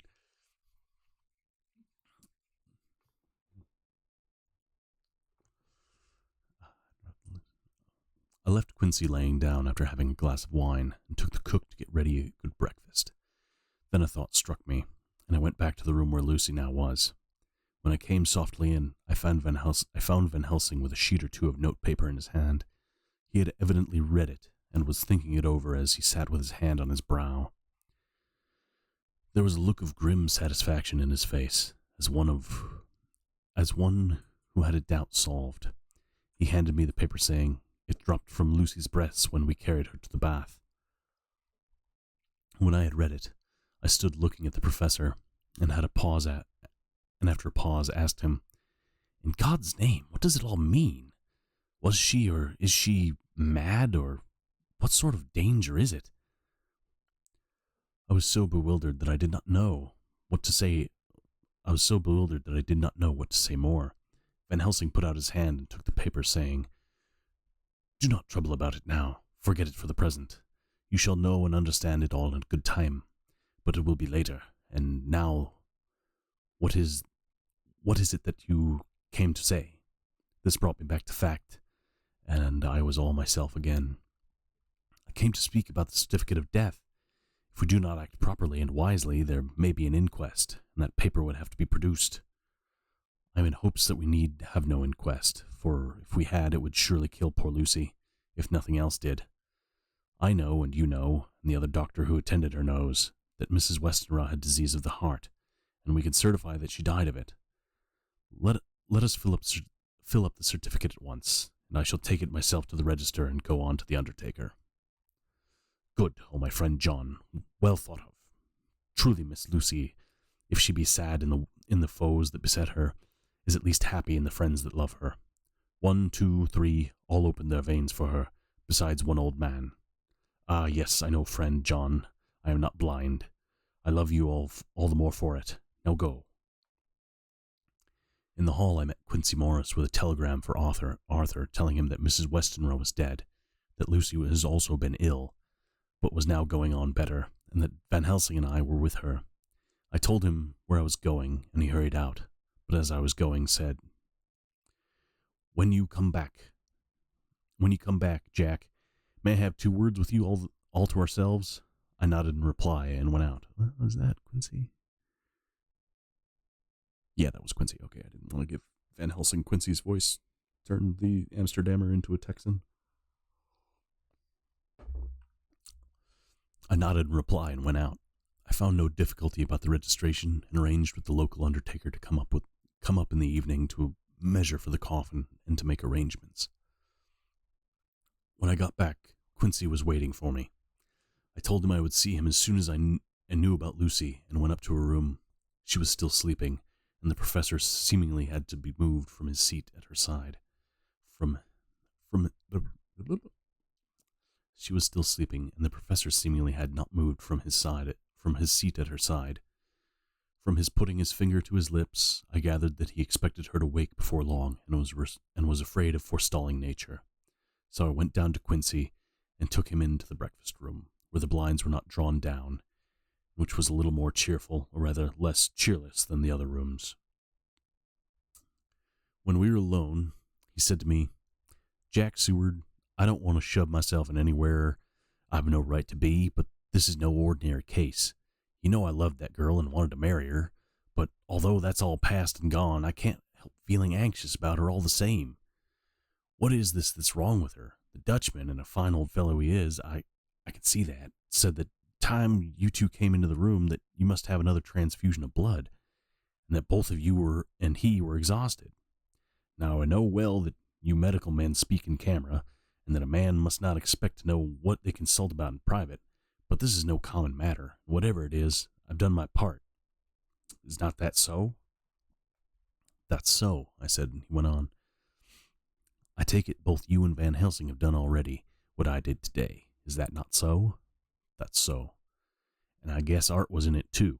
When I saw him 4 days ago down at his home place, he looked queer. I've not seen anything pulled down so quick since I was on the Pampas and had a mare that I was fond of go to grass all in one night."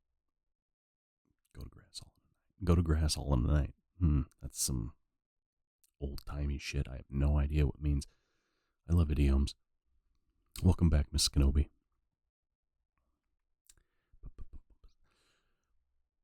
One of these big bats that they call vampires had got her in the night, and that with his gorge and the vein left open, there wasn't enough blood in her to let her stand up, and I had to pull a bullet through her as she lay. Jack, if you may tell me without betraying confidence, Arthur was the first. Is that not so?"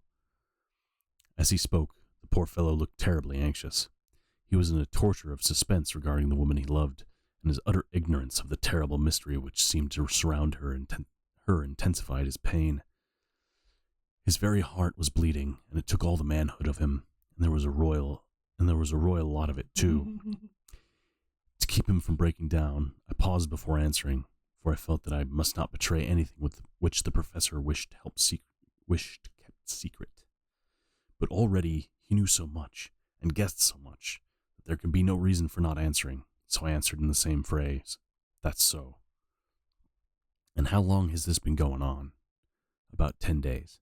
10 days?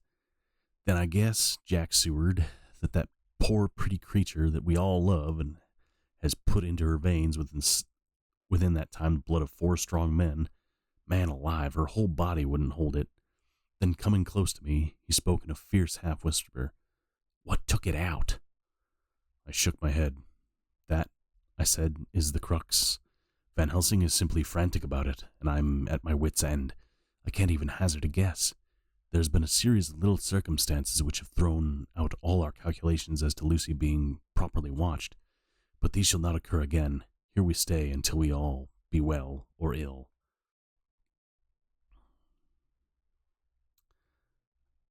I'm not sure if Silly was giggling at that or giggling at something else, because she's also watching and looking at some other things. We woke late. Let's see where we at. Okay. Quincy held out his hand. "Count on me," he said. "You and the Dutchman will tell me what to do, and I'll do it." When she woke late in the afternoon, Lucy's first movement was to feel in her breast, and to my surprise, produced the paper which Van Helsing had given me to read. The careful professor had replaced it where it had come from, lest on waking she should be alarmed. Her eyes then lit on Van Helsing, and on me too, and gladdened. Then she looked round the room, and seeing where she was, shuddered. She gave a loud cry and put her poor thin hands before her pale face. We both understood what was meant, and she had realized to the full her mother's death. So we tried what we could to comfort her. Doubtless sympathy eased her somewhat, but she was very low in thought and spirit, and wept silently and weakly for a long time. We told her that either both of us would now remain with her at all times, and that seemed to comfort her. Towards dusk, she fell into a doze. Here a very odd thing occurred. Whilst still asleep, she took the paper from her breast and tore it in two. Van Helsing stepped over and took the pieces from her.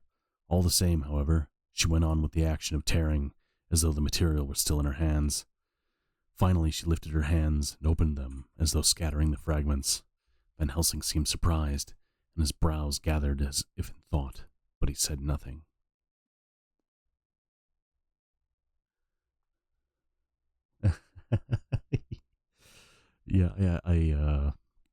I'm a little bit soft-spoken, so I have my mic turned up quite a bit, so you can probably hear her typing away and giggling.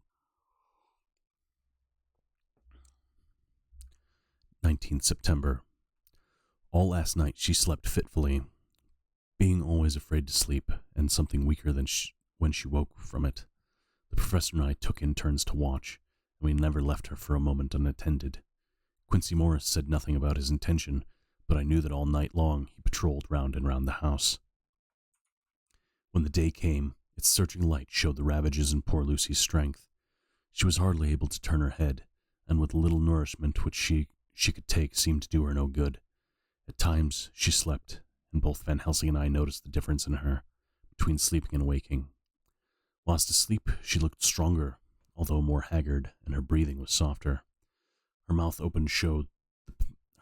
open mouth showed the pale gums drawn back from the teeth, which looked positively longer and sharper than usual.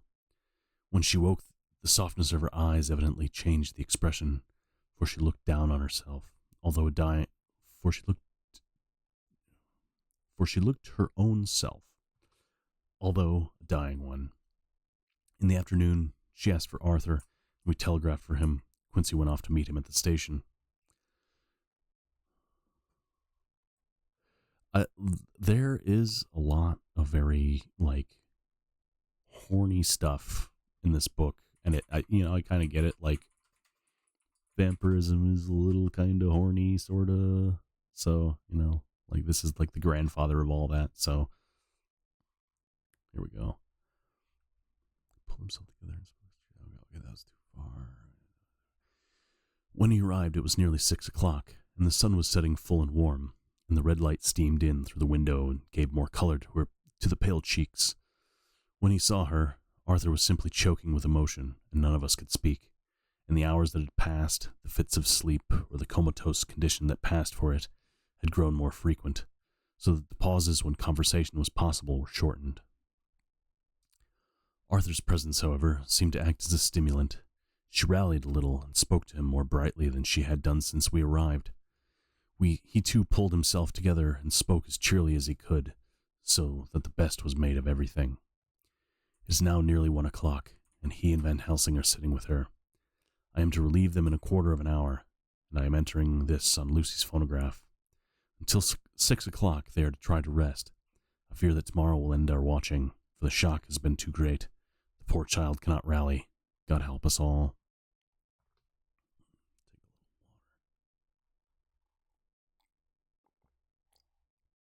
That's what I tell him. Well, it's Halloween. It can be spooky and horny. Why not? Debbie's on board. Letter, Mina Harker to Lucy Westenra, unopened by her. 17th September.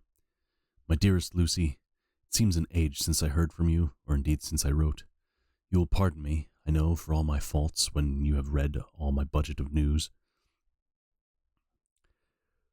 When I get my husband back all right. Well, I got my husband back all right. When he arrived at Exeter, there was a carriage waiting for us, and in it, though he had not an attack of gout, Mr. Hawkins. He He took us to his house, where there were rooms for us all nice and comfortable, and we dined together. After dinner, Mr. Hawkins said, "My dears, I want to drink your health and prosperity, and may every blessing attend you both. I know you both from children, and have, with love and pride, seen you grow up. Now I want you to make your home here with me. I have left to me neither chick nor child. All are gone, and in my will I have left you everything." I cried, "Lucy dear," as Jonathan and the old man clasped hands. Our evening was a very, very happy one. So here we are, installed in this beautiful old house, and from both my bedroom and the drawing room I can see the greatest elms of the cathedral close, with their great black stems standing out against the old yellow stone of the cathedral, and I can hear the rooks overhead cawing and chattering and gossiping all day, after the manner of rooks and humans. I am busy, I need not tell you, arranging things and housekeeping. Jonathan and Mr. Hawkins are busy all day, for now that Jonathan is a partner, Mr. Hawkins wants to tell him all about the clients. "How is your dear mother getting on? I wish I could run up to town for a day or two to see you, dear, but I dare not go yet, with so much on my shoulders and Jonathan wants looking after still. He's beginning to put some flesh on his bones again, but he was terribly weakened by the long illness. Even now, he sometimes starts up out of his sleep with a sudden way, and awakes all trembling until I can coax him back to his usual placidity. However, thank God, these occasions grow less frequent as the days go on, and they will in time pass away altogether, I trust. And now I have told you my news, let me ask you yours. When are you to be married, and where, and who is to perform the ceremony? What are you to wear, and is it to be public or a private wedding? Tell me all about it, dear. Tell me about everything. For there is nothing which interests you which will not be dear to me. Jonathan asked me to send his respectful duty, but I do not think that is good enough from the junior partner of the important firm Hawkins and Harker. And so, as you love me, and he loves me, and I love with all the moods and tenses of the verb, I send you simply his love instead. Goodbye, my dearest Lucy, and blessings on you. Yours, Mina Harker. Report from Patrick Hennessy, MD, MRCSLK, QCPI, etc., to John Seward, MD. 20th September. My dear sir, in accordance with your wishes, I enclose report of the conditions of everything left in my charge. With regard to patient, Renfield, there is no more to say.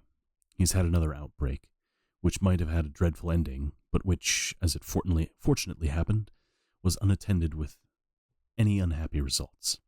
This afternoon, a carrier's cart with 2 men made a call at the empty house whose grounds abut on ours, the house to which, you'll remember, the patient twice ran away. The men stopped at our gate to ask the porter their way, as they were strangers. Gunnar, Bram Stoker, absolutely. Bram Stoker. I was myself looking out the study window, having a smoke after dinner, and saw one of them come up to the window. As he passed the window on Renfield's room, the patient began to rate him from within, and called him all the foul names he could lay his tongue to. The man, who seemed a decent fellow enough, contented himself by telling him to shut up for a foul-mouthed beggar. Whereon our man accused him of robbing him and wanting to murder him, and said that he would hinder him if he were to swing for it. I opened the window and signed to the man not to notice, so he contented himself, after looking the place over and making up his mind as to what kind of place he had got by saying, "Lor bless you, sir, I wouldn't mind what was said to me in a bloomin' madhouse. I pity ye and the governor for having to live in the house with a wild beast like that." Then he asked his way civilly enough, and I told him where the gate of the empty house was. He went away, followed by threats and curses and revilings from our man. I went down to see if I could make out any cause for his anger, since he was usually such a well-behaved man, and except his violent fits, nothing of the kind had ever occurred. I found him, to my astonishment, quite composed and most genial in his manner. I tried to get him to talk of the incident, but he blandly asked me questions as to what I meant, and led me to believe that he was completely oblivious of the affair. It was, I'm sorry to say, however, Only another instance of his cunning. Within half an hour, I heard of him again. This time, he'd broken out through the window of his room and was running down the avenue. I called to the attendants to follow me and ran after him, for I feared he was intent on some mischief. My fear was justified when I saw the same cart which had passed before coming down the road. Having on it some great wooden boxes, the men were wiping their foreheads and were flushed in the face as if with violent exercise. Before I could get up to him, the patient rushed at me. Ow, she's biting my leg. And pulling one of them off the cart.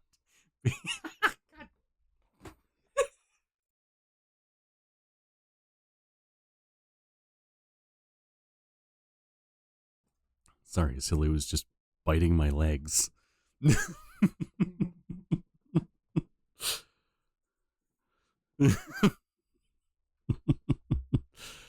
Oh my god, where was I?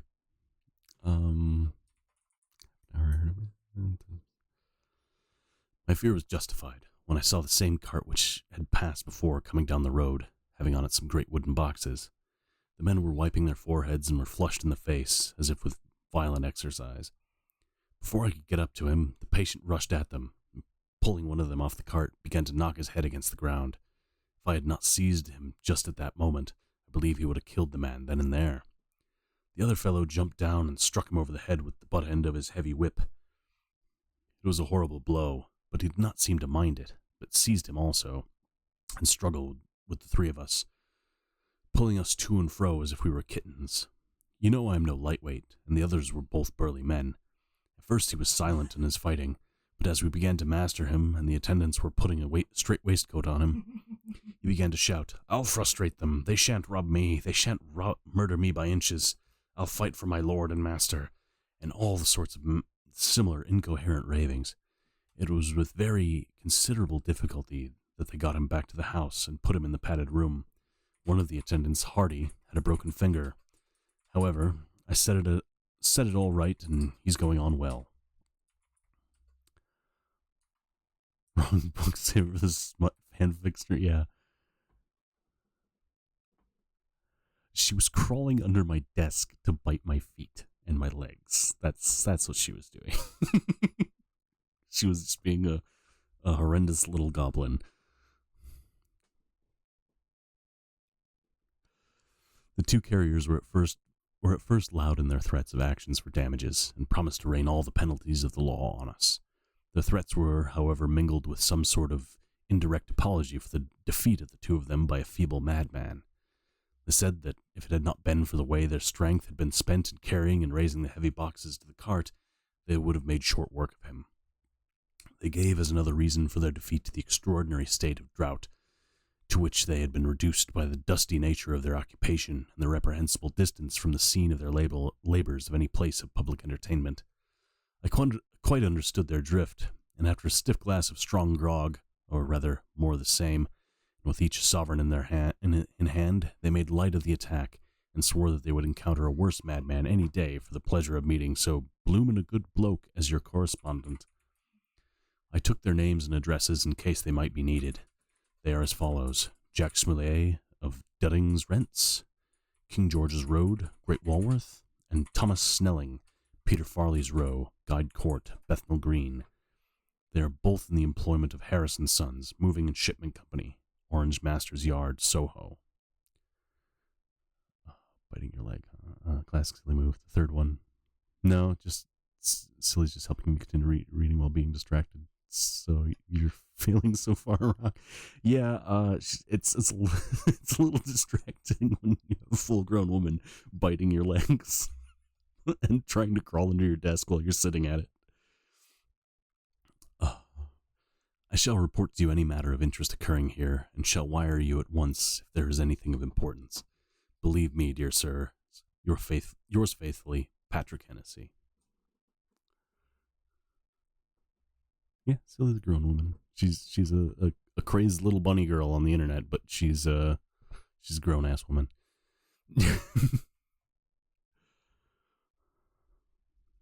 Only 1'3".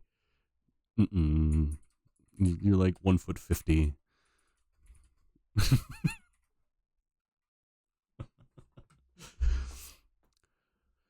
Tell Mina Harker, letter, Mina Harker to Lucy Westenra, unopened by her. 18th September. My dearest Lucy, such a sad blow has befallen us. Mr. Hawkins has died very suddenly. Some may not think it so sad for us, but we had both come to so love him that it was really as though we'd lost a father. I never knew either father or mother, so that the dear old man's death is a real blow to me. Jonathan is greatly distressed. It is not only that he feels sorrow, deep sorrow, for the dear good old man who has befriended him all his life, and now at the end has treated him like his own son, left him a fortune to which people of our modest bringing up is wealth beyond the dreams of avarice. But Jonathan feels it on another account. He says the amount of responsibility which it puts on him makes him nervous. He begins to doubt himself. I try to cheer him up, and my belief in him helps him to have a belief in himself. But it is here that the grave shock that he experienced tells upon him the most. It is too hard that a sweet, simple, noble, strong nature such as his, a nature which enabled him by our good friend's aid to rise from clerk to master in a few years, should be so injured that the very essence of his strength is gone. Forgive me, dear, if I worry you with my troubles in the midst of your own happiness. But, Lucy dear, I must tell someone, for the strain of keeping up a brave and cheerful appearance to Jonathan tries me. And I have no one here that I can confide in. I dread coming up to London, as we must do that day after tomorrow, for poor Mr. Hawkins left in his will that he was to be buried in the grave with his father. As there are no relations at all, Jonathan will have to be chief mourner. I shall try to run over to see you, dearest, if only for a few minutes.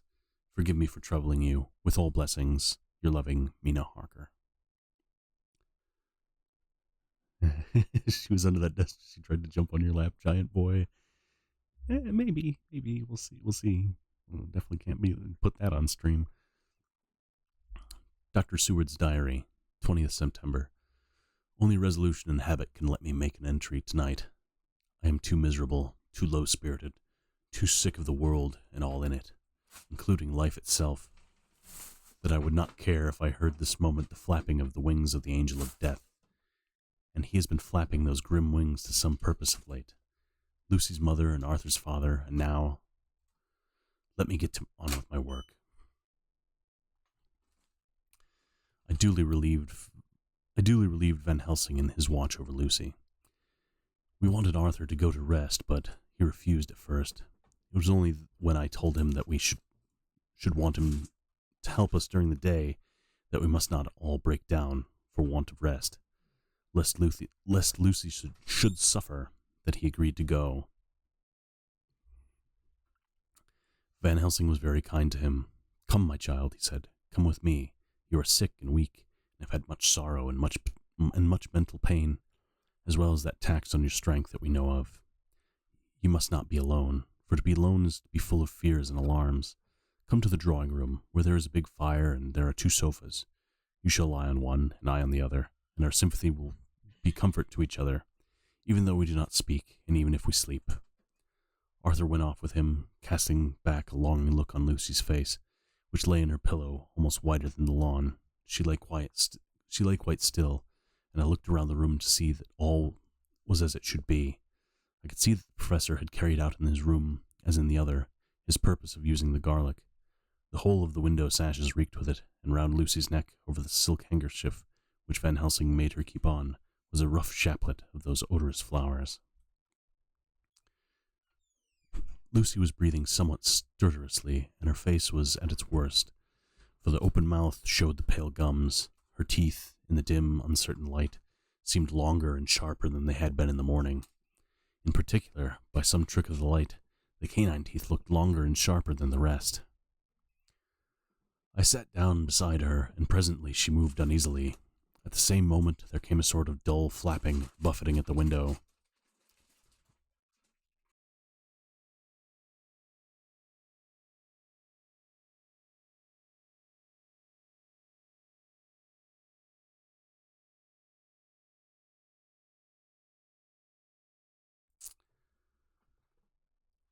Presently she woke, and I gave her food, as Van Helsing has prescribed. She took but a little, and that languidly. There did not seem to be with her now the unconscious struggle for life and strength that had hitherto so marked her illness. It struck me as curious that the moment she became conscious, she pressed the garlic flowers close to her. It was certainly odd that whenever she got into that lethargic state, with the stertorous breathing, she put the flowers from her. But that when she waked, she clutched them close. There was no possibility of making any mistake about this, for in the long hours that followed, she had many spells of sleeping and waking, and repeated both actions many times. At 6 o'clock, Van Helsing came to relieve me. Arthur had then fallen into a doze, and he mercifully let him sleep. When he saw Lucy's face, I could hear the hissing indraw of breath, and he said to me in a sharp whisper, "Draw up the blind. I want light." Then he bent down, and with his face almost touching Lucy's, examined her carefully. He removed the flowers and lifted the silk handkerchief from her throat. As he did so, he started back, and I could hear his ejaculation, "Mein Gott!" as it was smothered in his throat. I bent over and looked too, and as I noticed some queer chill came over me, the wounds on the throat had absolutely disappeared. For fully 5 minutes, Van Helsing stood looking at her, with his face at its sternest. Then he turned to me and said calmly, "She's dying. It will not be long now. It will be much difference, mark me, whether she dies conscious or in her sleep. Wake that poor boy, and let him come and see the last. He trusts us, and we have promised him." I went to the dining room and waked him. He was dazed for a moment.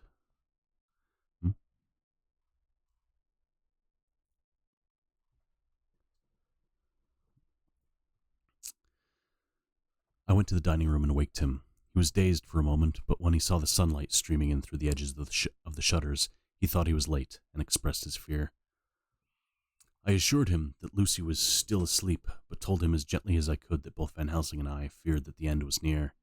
He covered his face with his hands and slid down on his knees by the sofa, where he remained, perhaps a minute, with his head buried, praying, whilst his shoulders shook with grief. I took him by the hand and raised him up. "Come," I said, "my dear old fellow, summon all your fortitude. It will be best and easiest for her." When we came into Lucy's room, I could see that Van Helsing had, with his usual forethought, been putting matters straight and making everything look as pleasing as possible. He had even brushed Lucy's hair, so that it lay on the pillow as it usually sunny in its usual sunny ripples. When we came into the room, she opened her eyes, and seeing them, whispered softly, "Arthur, oh my love, I'm so glad you've come." He was stooping to kiss her when Van Helsing motioned him back. "No," he whispered, "not yet. Hold her hand, it will comfort her more." So Arthur took her hand and knelt beside her, and she looked her best, with all soft lines matching the angelic beauty of her eyes. Then, gradually, her eyes closed, and she sank to sleep. For a little bit her breast heaved softly, and her breath came and went like a tired child's. And then, insensibly, there came the strange change which I noticed in the night. Her breathing grew stertorous, the mouth opened, the pale gums drew back, made the teeth look longer and sharper than ever.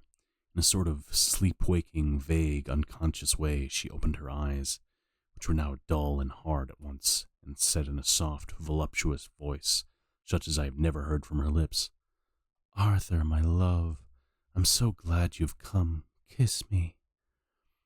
Arthur bent eagerly over to kiss her, but at that instant, Van Helsing, whom, like me, had been startled by her voice, swooped upon him, catching him by the neck with both hands, dragged him back with a fury of strength which I never thought he could have possessed, and actually hurled him almost across the room. "Not on your life," he said. "Not for your living souls and hers." And he stood between them like a lion at bay. Run, Arthur, run, bitch. Arthur was so taken aback that he did not for a moment know what to do or say, and before any impulse of violence could seize him, he realized the place and the occasion, and stood silent, waiting. I kept my eyes fixed on Lucy, as did Van Helsing, and we saw a spasm of rage flit like a shadow over her face. The sharp teeth clamped together. Then her eyes closed, and she breathed heavily. Very shortly after, she opened her eyes in all their softness, and putting out her poor, pale, thin hand, took moment.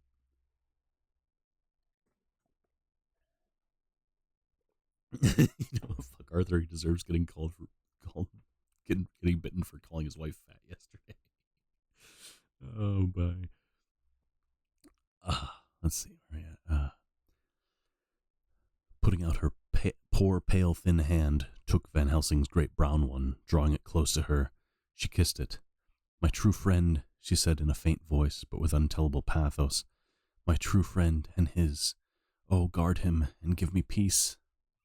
"I swear it," he said solemnly, kneeling beside her and holding up his hand as one who registers an oath. Then he turned to Arthur and said to him, "Come, my child, take her hand in yours and kiss her on the forehead, and only once." Their eyes met instead of their lips, and so they parted. Lucy's eyes closed, and Van Helsing, who had been watching closely, took Arthur's arm and drew him away. And then Lucy's breathing became stertorous again, and all at once it ceased. "It is all over," said Van Helsing. "She is dead." I took Arthur by the arm and led him away to the drawing room, where he sat down and covered his face with his hands, sobbing in a way that nearly broke me down to see. I went back to the room and found Van Helsing looking at poor Lucy. His face was sterner than ever. Some change had come over her body. Death had given back part of her beauty, for her brow and cheeks had recovered some of their flowing lines. Even the lips had lost their deathly pallor. It was as if the blood no longer needed for the working of the heart, and had gone to make the harshness of death as little rude as might be. We thought her dying whilst she slept, and sleeping when she died. I stood beside Van Helsing and said, "Ah, well, poor girl, there is peace for her at last. It is the end." He turned to me and said with grave solemnity, "Not so, alas, not so. It is only the beginning." When I asked him what he meant, he only shook his head and answered, "We can do nothing as yet. Wait and see." All right, that's the end of chapter 12, and I think I am going to call it at that. I was thinking of going longer, but I can definitely feel my throat getting a bit drier, so I don't want to ruin it. I'm feeling good about being able to do at least this much every day, and hopefully I'll be able to put up more as I continue to do this more frequently. Thank you for coming along, Mrs. Kenobi. Thank you for being here, Debbie. See, has anyone else been here besides Silly? Silly's here. Tea with honey now. Go, go, go. Well, thank you all for coming. I will make sure to keep this one up as long as I can. I'll download it, so hopefully one day when I hit affiliate, I can just put these all back up, and you'll have access to them. I might also put up a YouTube channel so I can put them up. There won't be any music. My recordings don't keep the music, just so I don't get sued or taken down, or the whole VOD made silent because there's music in it. But Twitchy might be here. Thank you for being around, Twitchy #1 mod NA. Everyone follow Twitchy. He doesn't stream, but I'm just gonna shout him out.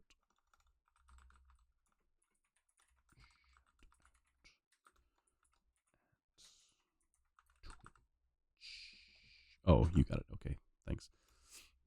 I'm also a slower typer than Silly. But anyway, let us find someone who is still live to raid into. Looks like Inkfay's going again. Roxas is running. Attacking Storm. Glitch is going. What's Glitch up to?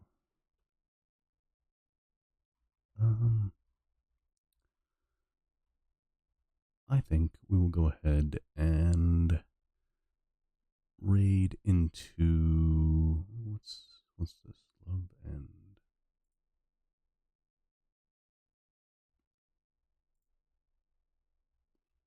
someone else reading something? Maybe they're writing. I can't hear it,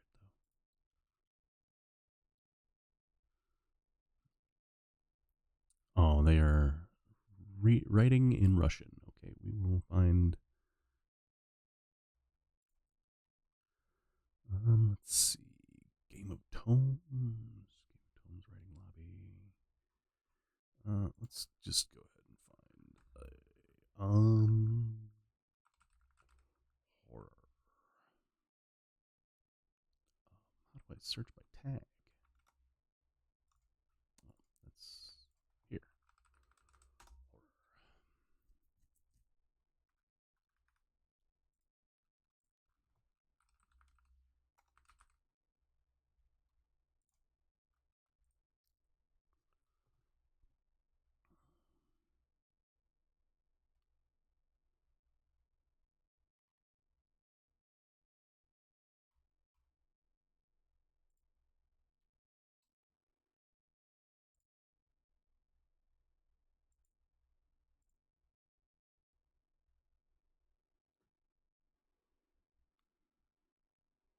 Let's see, she looks like she's going to play Phasmo. We'll raid into Gracie Teal.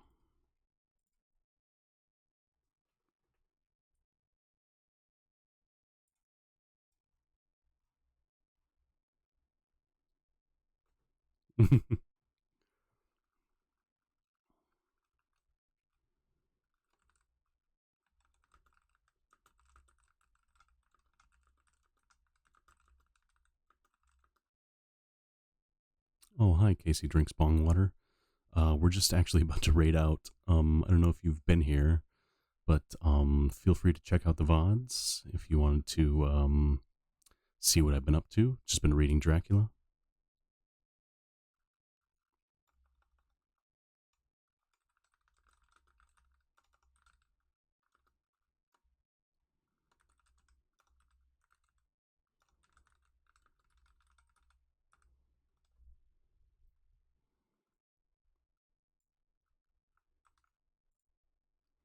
All right, we'll go with that for our raid message today.